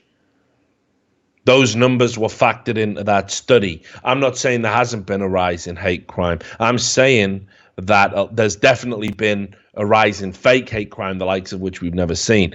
Now, why are we getting this rising tide of violence, political violence? It's because the stakes have just been raised to completely ridiculous levels, where one side is evil and the other side is completely virtuous and free, but they want to use potentially evil methods to shut down the evil side. Everyone feels threatened. Everyone feels that there's life-altering stakes here. And it's just not. Everyone just needs to calm the fuck down, you know? But what I will say is, despite being a left-leaning centrist or a liberal or whatever the fuck I used to be, which I can't be now because of how ridiculous they've got, my sympathies definitely go to the Republican side of things, to the right. I didn't support Trump going in the election, but I watched all of his supporters being beaten for wearing red caps. I mean, this is absurd. And since Trump's been elected, there's been this prevalence of violent rhetoric in the mainstream news. You know, you've even got people like Bernie Sanders, who is a kindly little old man. I like Bernie. But even he's saying, you know, we've got to resist them in the streets. We got to fight them. We got to do this. We got to do that. We've got celebrities. Robert De Niro, I'd like to punch that mutt, meaning Donald Trump, in the face. We've got Madonna saying she's thought about blowing up the White House. I mean, this is just part of the discourse now. We've got people saying should Donald Trump be assassinated? The Huffington Post, I don't know if you, I mean, the Huffington Post, I mean, come on, for sure, fuck the Huffington Post. But they call for Donald Trump to be hanged. This is true. Go full medieval on this bit, shall we? No, this is absolutely true. They deleted the article where they said they wanted the ultimate punishment. I'm going to see if I can find a screenshot of it for you, just because they deleted it. But look, let me see if I can find it. This is legitimate. It was by Jason Fuller, a man who was obviously fucking mentally ill. Here you go. The Washington Times covered it. So here it is. This is what they said in the Huffington Post. This was on June 11th. Jason Fuller said impeachment is no longer enough. Donald Trump must face justice. And they said Trump's impeachment and removal from office are no longer enough. Draining the swamp means not only ejecting Trump from the presidency. It's amazing, isn't it, as well, the leftists, how they keep taking this stuff and trying to turn it back on people. And it doesn't work like that. Drain the swamp means that there are elements in politics which are corrupt. People who take money from lobbyists to inform policy. I'm not saying that this is going to be any different under Trump at all. I'm not saying that. I'm not saying it's a purely Democrat problem, because you all know how much I condemned the Bush administration for the shit they pulled to support special interest groups. But Drain the Swamp was a specific call by Donald Trump to break up what he perceived to be political corruption in Washington. And he's been as good as his word in terms of lobbyists. He's trying to bring policy in which will address the lobbying problem in the US, because in any other political system, what Americans call lobbying is called bribery. But he says draining the swamp means not only ejecting Trump from the presidency, but also bringing himself and everyone assisting in his agenda upon charges of treason. They must be convicted. There is little room to doubt their guilt. Fucking hell. And then, upon receiving guilty verdicts, they must all be executed under the law. Anything less than capital punishment, or at least life imprisonment without parole in a maximum security detention facility, would send yet another message to the world that America has lost its moral compass. Any other result than that, mate? They've Any other result. I mean, so what this guy is what this guy is literally pulling for is that if we don't overthrow a democratically elected leader, when there's been no evidence to link him to anything that would suggest treason, if we don't overthrow him and hang him, then we're saying to the world that we've lost our moral compass. No, that's the kind of thing that happens when tin pot dictators are overthrown by other people who go on to be tin pot dictators. That's banana republic bullshit. This guy, this journalist, is calling for Trump and his entire cabinet, his entire administration to be killed. And this is nothing. This is nothing. This is Kathy Griffin holding up a severed bloody head of a Donald Trump mannequin. This is where we're at right now. And it's funny, isn't it? The left, they say that, oh, this violent rhetoric that we keep putting out, this poisoning of the well that we keep doing, it won't have any effect. Yet, do you remember them getting up in arms when an individual who had followed Pizzagate on wherever it was allowed to be discussed, Vote, InfoWars mentioned it, after ignoring it for the longest time? The idea that InfoWars started it is wrong. It's fallacious. But when one guy who got it in his head that maybe he should go investigate Pizzagate turned up with an armed gun and fired a warning shot into the ceiling of the Ping Pong Pizza outlet, we had rolling coverage for days about the danger of fake news. Well, if fake news can influence somebody to get a gun and go and shoot a ceiling in a pizza shop because they believe there is a child sex ring operating out of it, do you not think that calling Republicans Nazis in a country specifically where you have a constitutional right to have a gun to overthrow any tyrannical regime. Do you think calling Trump treasonous, do you think calling him a traitor, do you think calling him a tyrant might just be a little bit dangerous? When the latest study has shown that, as again, we talked about this before, that most of the networks across the board, 80% negative coverage of Donald Trump in the mainstream media. Anything Donald Trump touches, 80% negative coverage about it. Some networks as high as 93% negative. The only one that comes close to being balanced is Fox News. Imagine the fucking shock when the hilarious, fair and balanced tagline of Fox News becomes reality. Imagine me as a journalist who grew up laughing and scoffing at Fox News. Imagine me looking over at Fox now and thinking, holy shit, they are the most fair and balanced network. Please, God, don't let that be true. 52% negative coverage of Trump, 48% positive. Sounds pretty goddamn balanced to me. But again, the left, they don't want to accept it. The mainstream media don't accept any responsibility for this guy getting a gun. This guy who was a member of multiple Facebook groups that all supported the Democratic cause. He was the member of anti-Donald Trump groups, multiple anti-Donald Trump groups. We'd show you them. They deleted his Facebook page. This guy was your classic never Trumper, your classic march against Trumper, a guy who'd been jacked up on fucking constant bullshit about how there was this insidious element within the government that needed to be destroyed, that needed to be killed.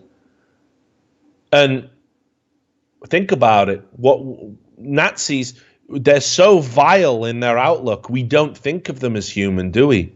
We had it rolling in the media. It's okay to punch a Nazi. Punching Nazis is okay. Punching Nazis is what we do. Didn't the Americans come into World War II to help crush the Nazis once it became obvious they were going to be a problem?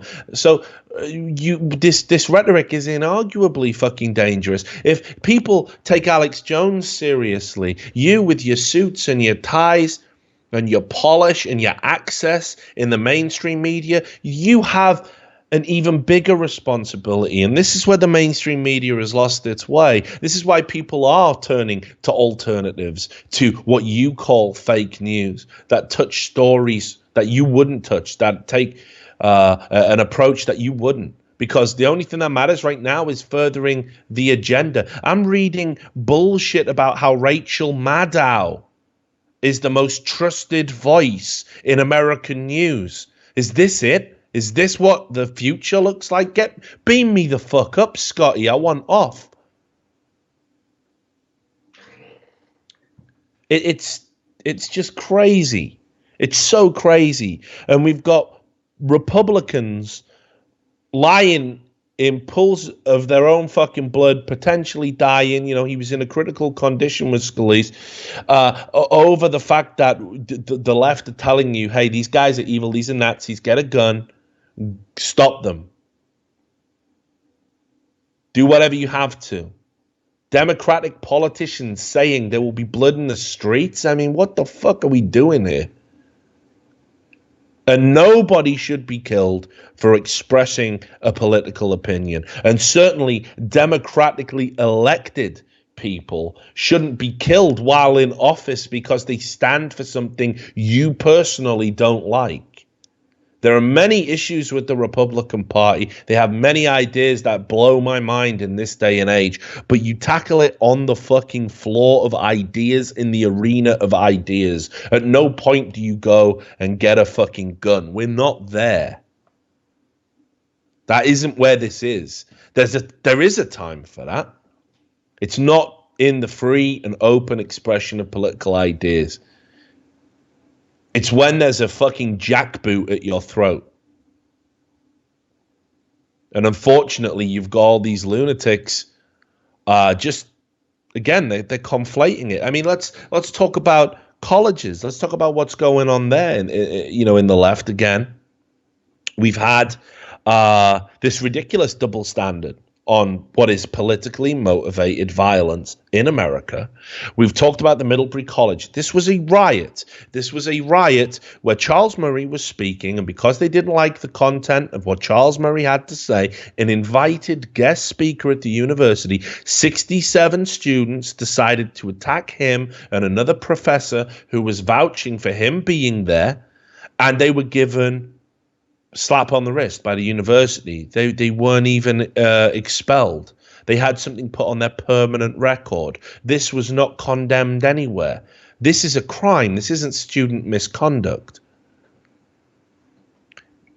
Berkeley practically burned to the fucking ground.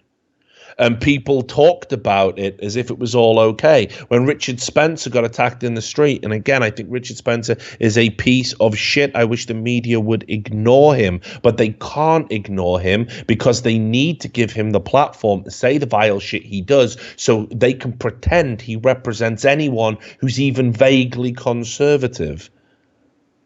But when he was punched in, when he was sucker punched, there was headlines about the pure kinetic beauty of the violence against him. It's just not fucking good enough.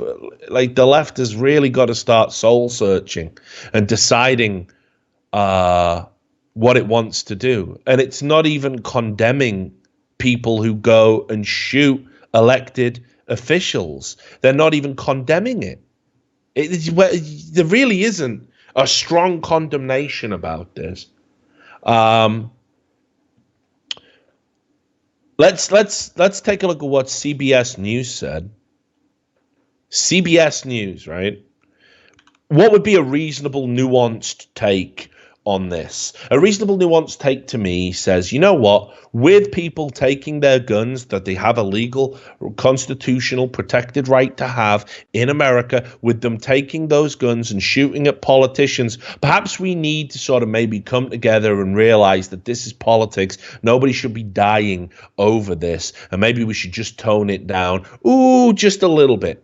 That's maybe a fair take from the left. You don't have to keep banging on about how you don't like Trump. Keep following intimately all of these hearings after investigations that throw up absolutely nothing every time. Keep publishing fake dossiers which read like bad fan fiction. You know, keep doing what you have to do. Keep ignoring everything positive Trump has done as well. But by all means, you know, the Flint fucking bailout, the policies he's passed, how he's helped actual jobs, the fucking stock market booming when we were all told it would collapse and he'd be bad for business.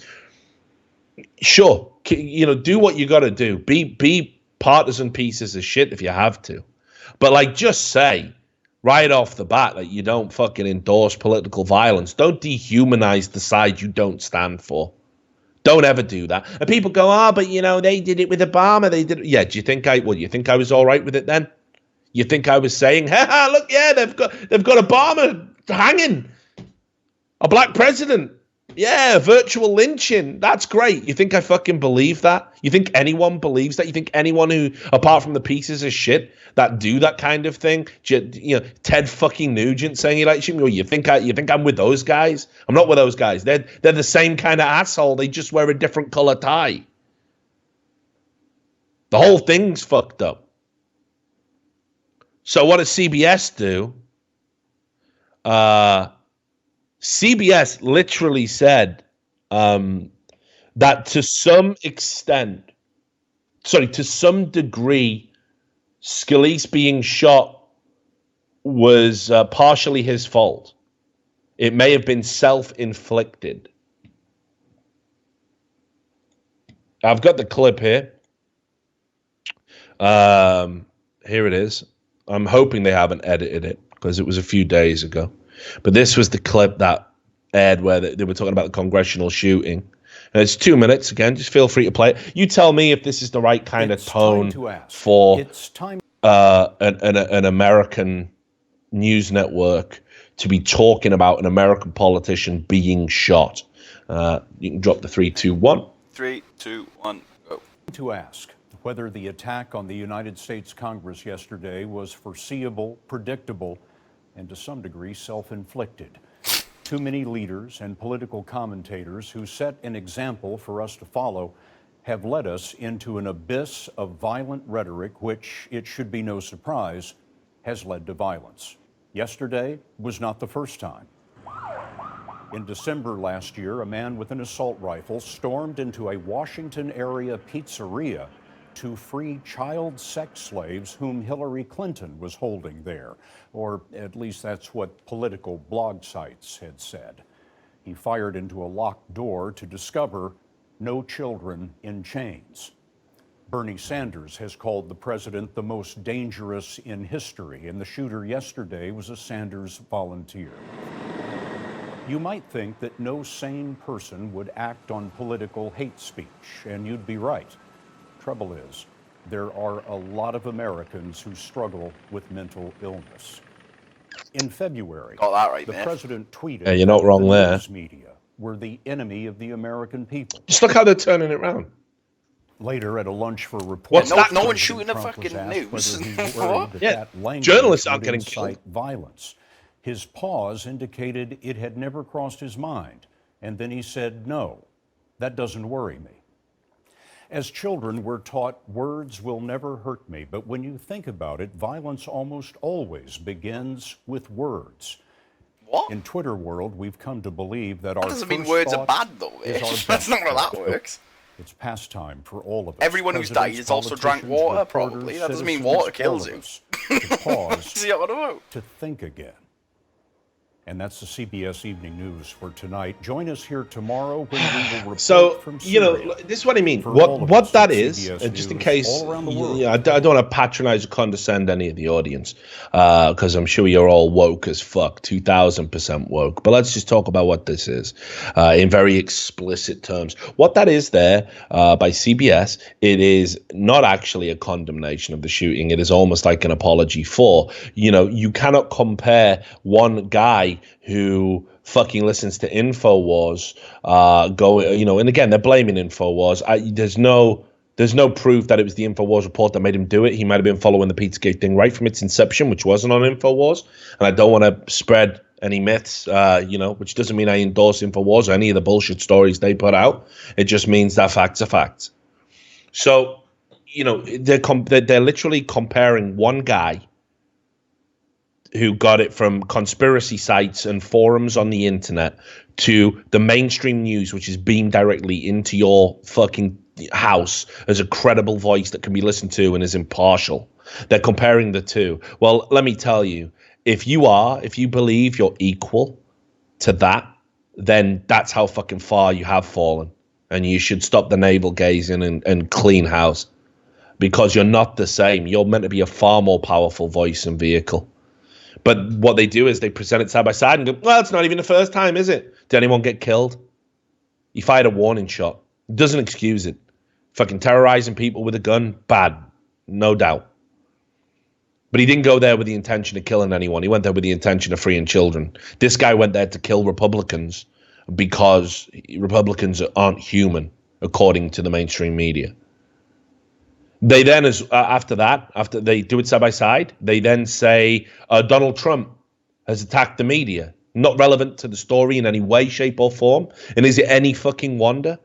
Anyone with an open mind can see the disgusting bias. There is a list, it's as long as if you stacked me from here, 10 of me stood up. It's unreal the amount of false stories that and even to the point now where the media are deliberately putting false stories out, knowing that the fake story will go places, and then later when they issue the retraction, nobody sees it. It's an old media trick. They fuck you on page 1, they apologize on page 12. Everybody who studied journalism knows this. This is what they do. And this is how they do it. So it's completely fucking ridiculous. So the idea that the media are just like, oh, it's a fair, yeah, we kind of goofed there. We done goofed. Well, you didn't done goof. You're directly responsible for that guy, sure as shit. And you can try and deflect and pretend. So we end up with this situation now where, according to a recent report, what do you think the percentage of Americans polled who fear political violence, what do you think the percentage is, Sam? Who knows? Hit me. So, according to this study here over at the Washington Times, 76% of Americans now fear political violence. So I'll read you the kind of points of this poll. Among both Republicans and conservatives, 74% agree that political violence is on the rise. So do 81% of Democrats and 83% of liberals. So the people espousing violent rhetoric feel more under threat than the people they're targeting, which they're getting the most fucking bottle fights and stuff in the street. That's why, mate. They're seeing it the most, aren't they? Because they're fucking doing it. Among the 3 dozen separate demographics listed in the survey, Democrats and liberals were among the most fearful, along with federal employees, 81%, retirees, 82%, and people over 65 years old, 83%. Those who strongly disapprove of Donald Trump were the highest group, 86%. So the anti-Trumpers who are out there smashing bike locks on people's head, burning down their own houses and going, look what Trump did. These fucking retards, they're the ones who are the most scared. You're the reason everyone's fucking scared, you dribbling lunatics. He won an election. That's it. End of fucking story, by the way. You're going to get your chance 4 years from now. You don't need to kill anyone. Relax. There's a system.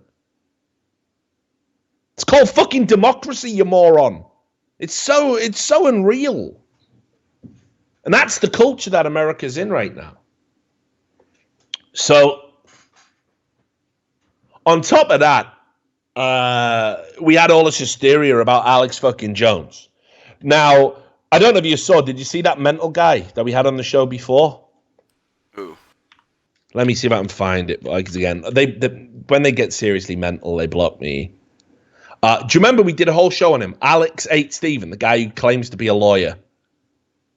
And remember, what happened was I retweeted someone else's tweet where he said Alex Jones deserves an apology because yeah. And you were like, why do you support this? Yeah, leaked CIA documents prove that Alex Jones had got a story right 6 years ago. And somebody said Alex Jones is due an apology. I didn't say it. I didn't say anything. I just retweeted it because I thought it was interesting. A retweet, just in case people... Retweet's not a fucking endorsement by any stretch of the imagination. Imagine the shit you'd be incriminated into if retweets were like a sign of like confederacy, right? So this mentally ill guy, still mentally ill, like he just got completely broken. Regular fan, regular guy. Oh, Richard, I love your videos. Richard, I love your articles. You are great. I love you, Richard. You have retweeted someone else. Retweeted InfoWars. Fuck you. You must be destroyed. Your credibility is gone. This is the shit he was saying. So let me just bring you up. He went mental again. He went full mental again, just out of the blue. Because we're going to talk about InfoWars, I thought I'd bring it up. He started having a go at other CS personalities about me. So let me see if I can find it. It's super hard because, don't tell me he's deleted them. Come on, have the courage of your convictions. Twitter's done this thing now where you can't get into tweets and replies if you're blocked. Have you seen that? No. To save people from the harassment. So there he is. Just have a look in his tweets and replies and see if you can find the tweets he sent to Scoots. Might even be better to do it from the Scoots way of things, actually. Because Scoots obviously hasn't blocked me yet. Good old Scootsy Wootsy. All right, let me have a look.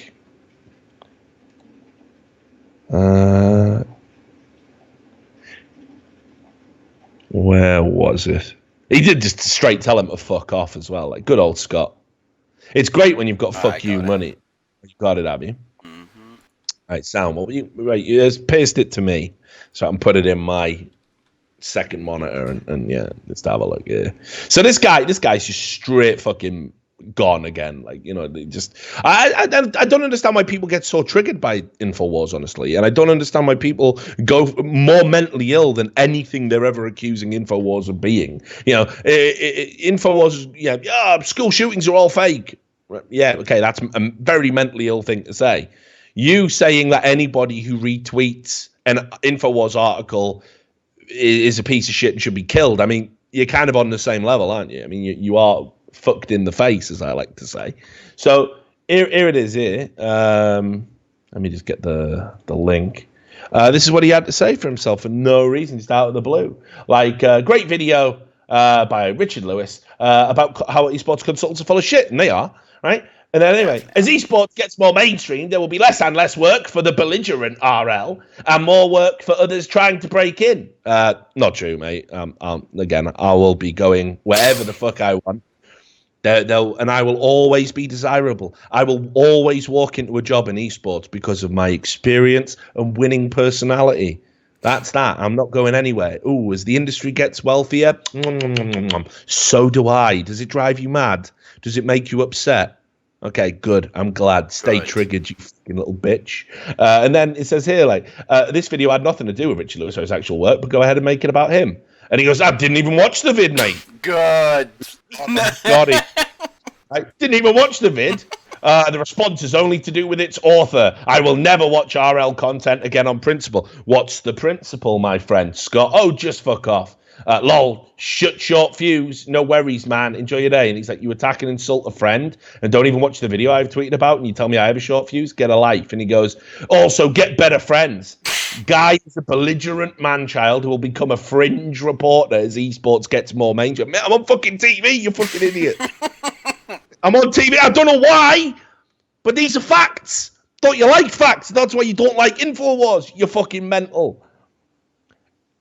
And then he went on about it. There's some other tweets going, yeah, well, what he did was he said Alex Jones should be apologized to. Didn't say that. Someone else said it, and I retweeted it. This guy is still mental about it after all this time. And I just don't know why. I do not understand how people could be this fucked and not realize that they are that fucked. Like, how can you be this mentally fucking ill? Like, and no one's gonna fucking help him. No one's gonna help this guy. If you're a friend with Alex H. Steven, he needs fucking help. He needs help. I don't mean help to the fucking bathroom. I mean help. You've got to help him. He is gone. Like, his box is gone. He is dangerous. He's a danger to himself and all the people he knows. That is mental. That is irrational. You have got to fucking save him from himself, guys. If you know this guy, reach out. Help this man. All right. So anyway, Alex Jones was getting an interview with Megyn Kelly, right? Now, Megyn Kelly interviewed Vladimir Putin, who's meant to have rigged an election in America. Funny, isn't it, how rigging elections is bad? When George Bush did it, it was all right. We all like that. Didn't even really ask for a recount. You know? What's that, Jeb? You control them machines in the must-win crucial state where you're also governor. No problem there. Will we be recorded on a plane laughing like half pig, half human hybrids about how we're definitely going to win in Florida? Right? And no one's going to say anything about this. They've already had a rigged election, you dumb bastards. It happened. And Putin didn't even rig this one, did he, you thick cunts? Like, nobody took Donald Trump seriously. Yeah, I'm supposed to believe that Putin, like Dr. Manhattan from Russia, with his big blue dick, just figured it all out. With his shirt off on that horse, just riding through America, slapping voting boxes into submission with a whip or something. I can no longer be around these people. I am sick of the tangle of their lives. He's just fucking living the dream, isn't he? He saw it all. Playing 4D chess, 5D chess, motherfucker. Putin saw it. Rigs that fucking election. Rigs it real good. Gets Trump in. Also had the foresight years ago, before Donald Trump was even going to run for president, to put him in a compromising position and blackmail him. Holy shit, this guy's good. So Megyn Kelly interviewed Putin, who we're all supposed to hate right now, right? Not a fucking ripple. Not a ripple. Ooh. The only thing that was in the news was, like, has Megyn Kelly got the chops to do it? And then people are saying she hasn't got the chops to do it because she's a woman. That was it, really. That was the noise. Then she announces Alex Jones.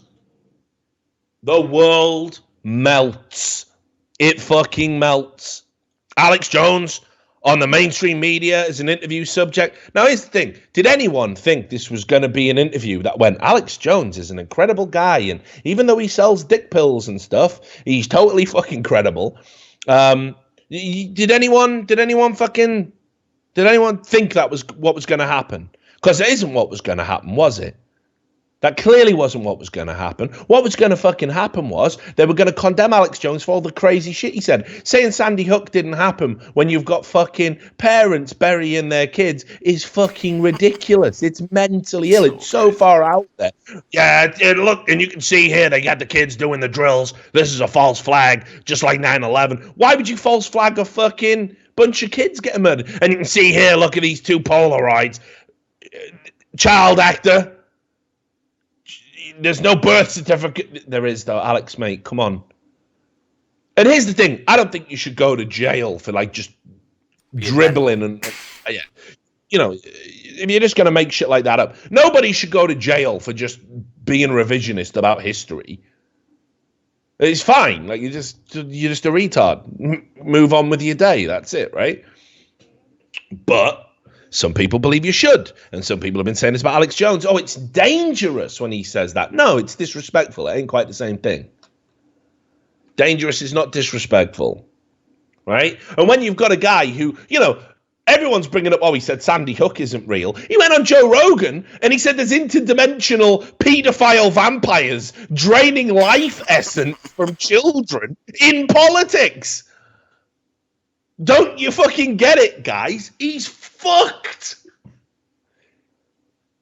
But he's a radio host. He's entertainment, isn't he? Yeah, he's funny. That's the whole point. People take him mental because they get the funny. Like, but the regular people go, yeah, what he said there was definitely mental. So I'm going to ignore that part.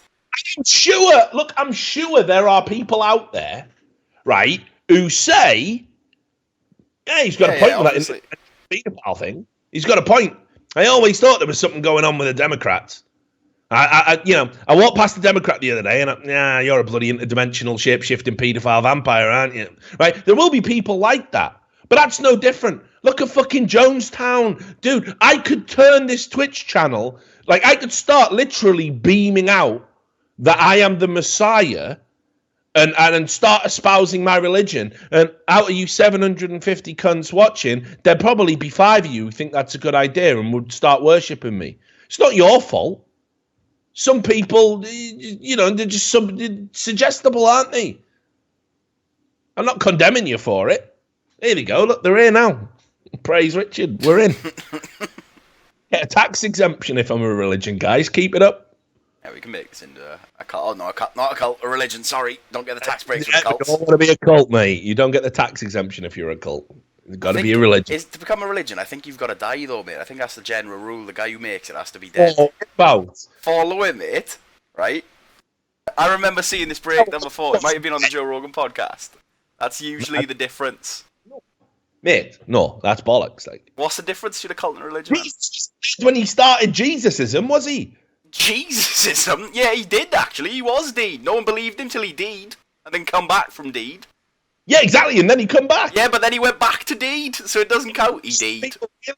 When he was alive. Yeah, let's change the rule to you have to die at least once.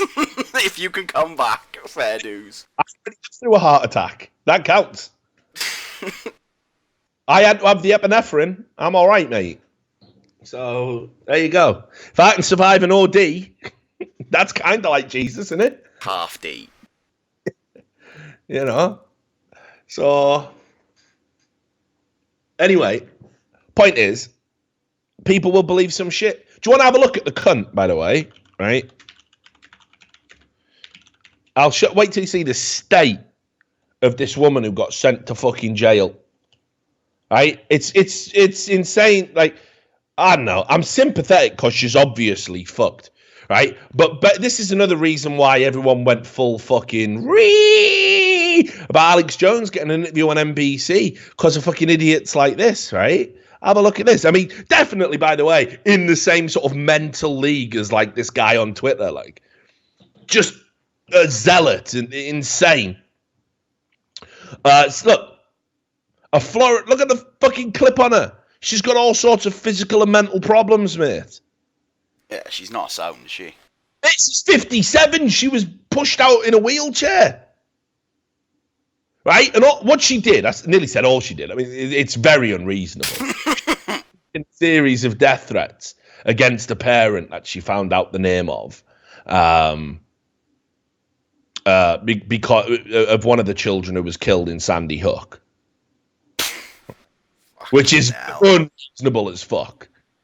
Right? She was saying stuff like, "You're gonna die. Look behind you. It's death." I mean, I don't even know. Wow, these people. Yeah. Like, so here's the thing. She's gone to jail. How much is it? Like a 6 month sentence or something? Florida, of course, as always. So yeah, so the mentals in Florida, dude. But you know, like this is a mentally ill person listening to somebody who's, you know, sure got a platform and saying stuff. But I don't remember the part of Alex Jones's fucking deranged bullshit where he's going, yeah, and those parents, you should tell them death's behind them. He didn't do that, did he? He's just talking shit, and you've just believed the shit, and then you've said, well, if the shit's real, I may as well go and do something completely unreasonable. No, that's not how it works, is it? Like, you know, he's full of shit. You've believed the shit. Let's just leave it there. Like, just talk about the shit. Just talk about the lies. Go on conspiracy forums and do whatever else your lot do. Don't, just in case you're wrong, don't attack a grieving parent.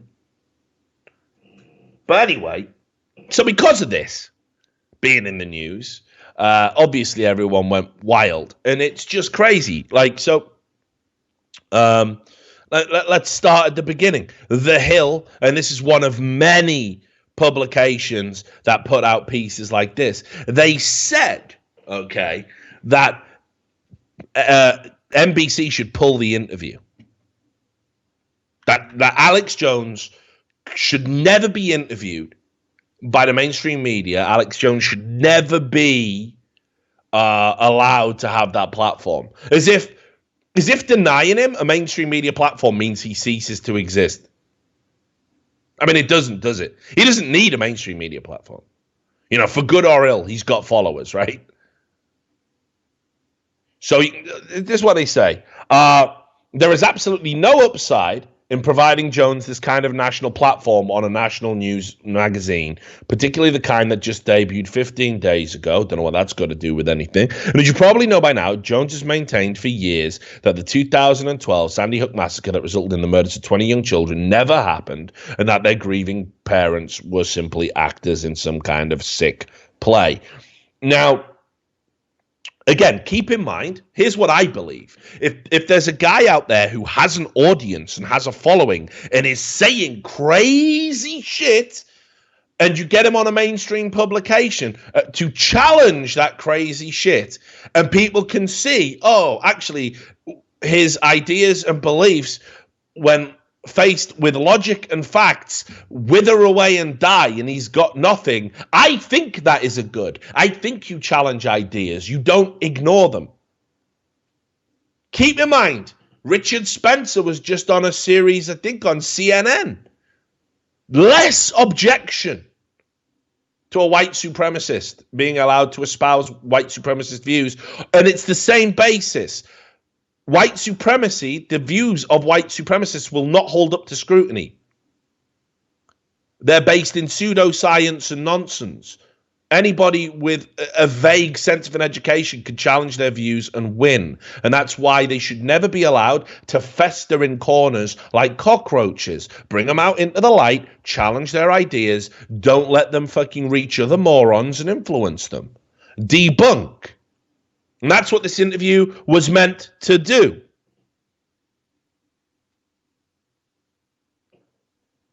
That's what it was meant to do. That was all it was meant to do. But apparently they shouldn't even be allowed to do that. You know, again, they interviewed Putin. Fine. Think about it. Murderers get interviewed. No one says anything. But Alex Jones is the step too far because he denies one shooting ever happened. And probably denies them all. He's fucking mental. And he's out there and he's fucking crazy. That's the point. That's why it's 50% of his audience must just be fucking thinking, what a meme. The other 50% probably thinking, yeah, all right. It's all about the info wars. I'm locked in. But anyway, it is it is pretty bad form to say that shit. But you can't just ignore him. But no, we get this whole thing in the blogosphere about how you absolutely shouldn't do it. You shouldn't interview him. And then there was pressure applied to to NBC's sponsors. So because we don't like the existence of InfoWars and Alex Jones, we decide to penalize NBC, a news network with nothing to do with it, right? And you can see here, Vox, of course, went one further. Alex Jones is dangerous. He spreads dangerous misinformation. And this is the headline that NBC's Megyn Kelly interview with Alex Jones is shaping up to be a disaster. And they were like, look, this is a guy, again, they bring up Sandy Hook. They say he reaches more than 6 million people each month. He reaches more than 6 million people each month, guys. So what do you want? Do you want to debunk what he has to say to the rest of the people, or do you want that number to grow and just nobody acknowledges that that's happening? They blame him for that Pizzagate shooter. I mean, you can't have any, you can't do anything about people going crazy. And this is what I mean, isn't it? It's incredible that they universally condemn the existence of InfoWars for what the Pizzagate shooter did, but the Scalise shooter, nothing to do with us, folks.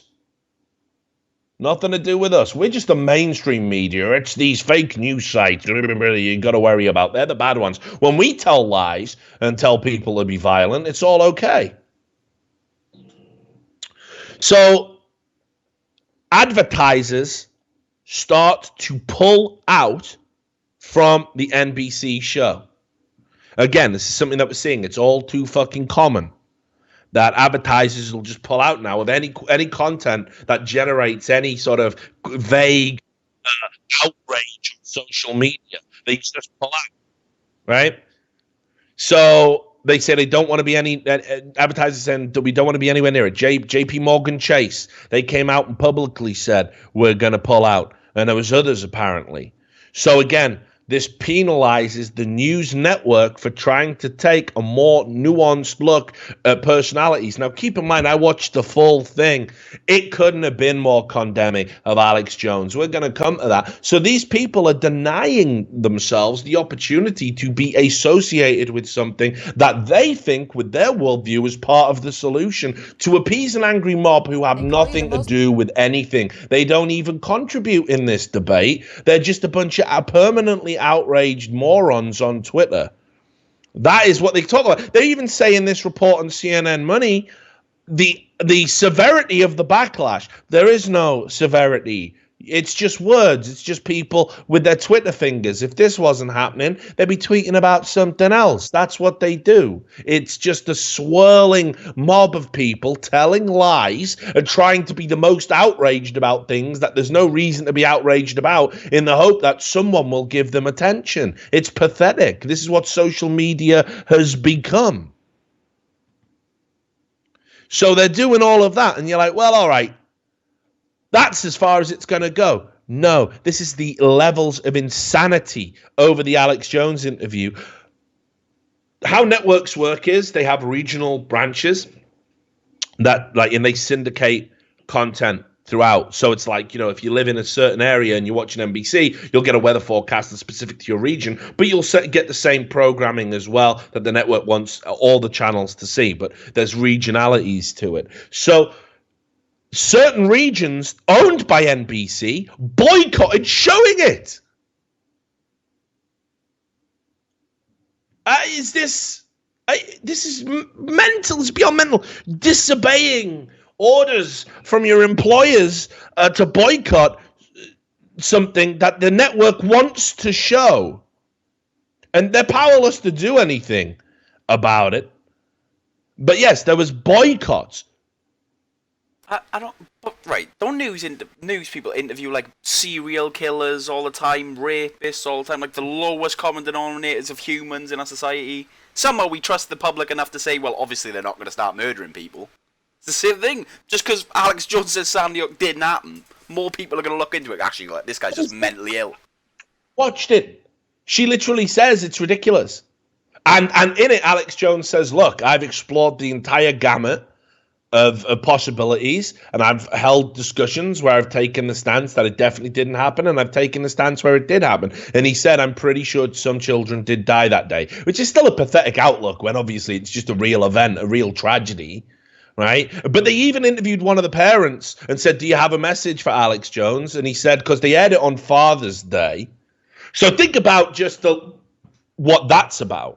Okay, airing this special on Father's Day. What are they doing? Well, we know Alex Jones has just recently had a child custody battle where he had to admit he was a performance artist to even get anywhere near his kids, and I think he unsuccessfully represented himself in that case. But on top of that as well, you're tugging at heartstrings because these are dead kids. There isn't anybody out there who's gonna fucking say, oh, you know, yeah, that's it's fucking awful when children die. Children murder. It's ghastly. It's the worst thing imaginable. And you air the words of a grieving parent on Father's Day, and they said that to the parent, and they said, you know, this is going out on Father's Day. Do you have a message for Alex Jones? And the parent said, you know, you'll be able to be with your kids this Father's Day. You'll get to hear your kids say nice things to you, and you should treasure them and cherish them because I no longer get to do that for mine. Now, that's a fucking powerful message, right? Why are we condemning this? That's the sort of shit Alex Jones needs to hear, right? I mean, I agree with that. I haven't got an issue with it. But you can't do any of this. You can't present the alternative side to the individual if you're not willing to talk to the individuals. And it's like you say, the idea that Alex Jones is like some huge evil, some carbuncle that's spewing pure evil into society. I mean, like, how far down on the evil pecking order is he actually? Do you know what I mean? He's just a wacky guy. So this thing airs, okay, and everyone starts. Oh, by the way, I should show you the Reddit thread, because you know how you get all the fucking great minds on Reddit, right? Yeah. I mean, some of these comments. This was unreal. The Reddit thread quickly descended into being a boycott. And a call to a call to basically put pressure on NBC sponsors, and none of this was stopped. I certainly hope NBC don't advertise with Reddit anytime soon. But you can see if you scroll down, need a list of all the companies that are paying to sponsor this crap fest.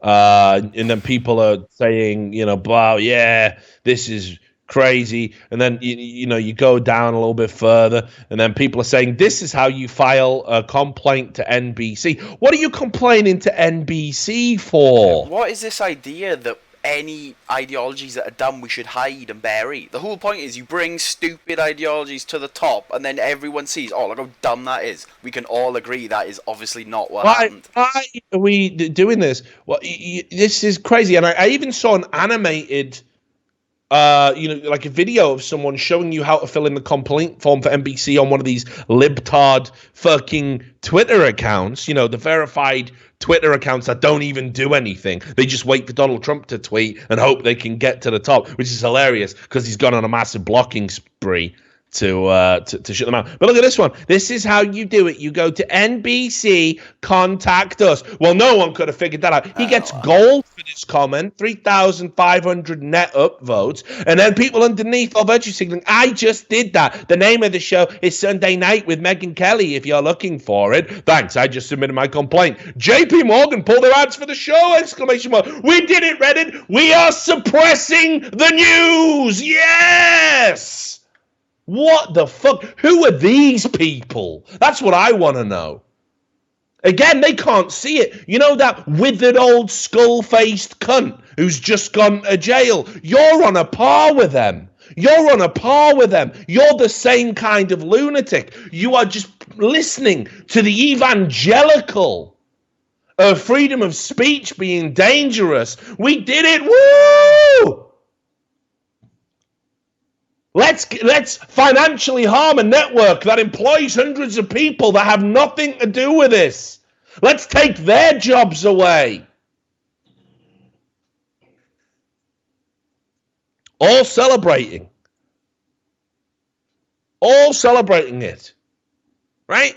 And keep in mind, right, Megyn Kelly, she left Fox. She tried to do what you all wanted on the left. She left Fox. She was anti-Trump. She moved to another network because she didn't think her position was tenable over there. She's a strong, attractive female journalist. Isn't this what you want? Why are you tanking her show? I'm fucking losing my mind over here. You can't be serious anymore. But they are. They're deadly serious. They think this is right. So it's not even enough, right? They fucking gloat when it was a ratings flop. So again, I'll take you back to The Hill, which again were one of the first voices to call for it to be boycotted or shut down or jettisoned. The Hill came out that, yeah, it was a ratings flop. I mean, it might have had something to do with the fact that all it did was generate negative fucking publicity. The mainstream media said anybody who watches this interview is a piece of shit, and some parts of the network themselves even boycotted it. I don't know. That might have had something to do with it, but they're trying to infer like Alex Jones ain't box office and never interview him again. Don't think anyone will make that mistake anytime soon if this is the level of screeching hysteria that we get just because Alex Jones. I mean, the Joe Rogan podcast, Alex Jones, one of the most watched Joe Rogan podcasts. No problem there. Again, the most watched by far. What's up? The most watched by far. Right? The mainstream media didn't pick that up as being a problem. Nobody wrote an article. Why is Joe Rogan enabling fucking Alex Jones? I'm pretty sure they're kicking themselves now because Joe Rogan will interview with it. I mean, they'll come for Joe Rogan. They'll come for him. I don't know. I think he's too far gone. I don't think they can touch him now. What are you going to do? He's got his own podcast. He's got his own platform. Who are you going to complain to? Mate, we live in a time when YouTube are now saying we're going to take a real harsh stance on anything we think is extreme content. Yeah, he doesn't make any money off YouTube. He doesn't even monetize. Yeah, I'm not saying he does, but that's how he reaches his audience, right? iTunes, I think. Right, okay, well, that'd be the Apple that, conspired in the fucking Kurt Eichenwald case. That'd be the Apple that bans games that have a Confederate flag in it. That'd be the Apple that bans apps that have the Pepe picture in it. Well, you think all of these people all sit on boards with each other. It's appropriate I'm talking about Alex Jones and starting to sound like him. But this is absolutely verifiable fact. They all these tech guys, all these Silicon Valley types, they've got ties with each other. There's people who sit on boards at Twitter and Reddit and boards on Facebook, and Zuckerberg's invested in a piece of this, and Instagram and Apple. And there will be a time, mark my words, where there will be a push for some sort of deplatforming software that if you get banned from one thing, it takes you off all things. That'll happen. That technology will happen. There'll be a push for that. And they'll say, God, isn't it terrible how when someone just gets banned from Twitter like Milo, he can have a 3 million strong Facebook page. Isn't that awful that happens? And then, of course, the guy from Twitter and the guy from Facebook, or the girl from Twitter and the girl from Facebook, or the gender fluid person from both, they sit down and they have a conversation and, let's share, actually, you're right, fuck that. And look, there's significant amount of outrage among our core demographic, the smelly, unwashed, capitalist rejecting demographic, which make you no fucking money. Because the only thing they buy annually is a white tears mug. And that's it, right? That's the limit of their spending. But let's pander to that demographic. There will be software that takes you off everything. You just get depersoned. Boom. Buy. And they will go after the people that elevate and give platforms to other people they don't like. That will happen. Abso-fucking-lutely. So it's a ratings flop. Ha, ha, ha, ha, ha. But then people actually did something curious. They actually watched it. So we had a week plus of sound and fury and how dare they, and fuck Alex Jones and fuck InfoWars and fuck Megyn Kelly and fuck NBC, and advertisers pulled out before they'd even seen it. Do you know what the news coverage is right now, Sam? What is it? Well, let's find you some examples. I'll get my little list here. So Here we go. Everyone's like, oh, she did all right, actually. She did all right. Yeah. She avoided the worst case scenario, according to the Washington Post. You got other people saying that it was NBC who sold Megyn Kelly down the river. They botched it. They bungled it. They made it seem like it was going to be something it wasn't. There was actually, I want to see if I can find this. There was somebody saying congratulations to Megyn Kelly for doing such a great job. Right? Saying, well done. You made him look a fool. You made him look an idiot. Right? And the rest are just like, oh, it was a ratings flop. We probably shouldn't have, gone so hard on it, but whatever. That's fine. So people are even like now kind of coming back and saying, actually, Megyn Kelly did all right. She did all right. It's almost as if you shouldn't get up in arms just because someone says, I'm going to interview somebody. You should wait for the content of the interview. If Megyn Kelly had been like whooping it up, doing fucking tequila shots with him, having fucking bumps, and then going home, for a night of fucking vitality male dick pill fueled sex, like, yeah, all right. Maybe that's where you come in and you condemn him. But, it clearly condemned his viewpoint. It couldn't have been more clear. And they spent as much time talking about other shit periphery to him than they did about actually Alex Jones himself. Alex Jones even released the tapes of when they set up the interview where Megyn Kelly was saying it's not going to be a hit piece. I mean, it was always going to be a hit piece. Funnily enough, Alex Jones said they deliberately lit him like he was in a horror film. They said they put a light up here and a lesser light down here. So he looked like it looked like he was fatter than he was. It looked like, he's just a big guy, But that's the level, that's Alex Jones. That's the level he operates at. So just utter fucking madness. The fact that just an interview with a guy who runs an alternative news / conspiracy website who says ridiculous things no one takes seriously can cause so much fucking hysteria it's beyond me. That's the level we're at right now. They want people depersoned and pushed in a fucking corner. And that's it. And if you're guilty of wrong thing or having a different approach to other people, that's that. And again, I'm sure that mentally ill guy that I highlighted will come out and say, see, he's apologizing for Alex Jones. I'm not. I'm just saying I don't think you should go fucking insane over him getting an interview. Also forgot to mention as well all of this brouhaha about the Donald Trump play, which I feel like we should touch upon some point, but not today. Because we've done a long show, because we've been away for a while.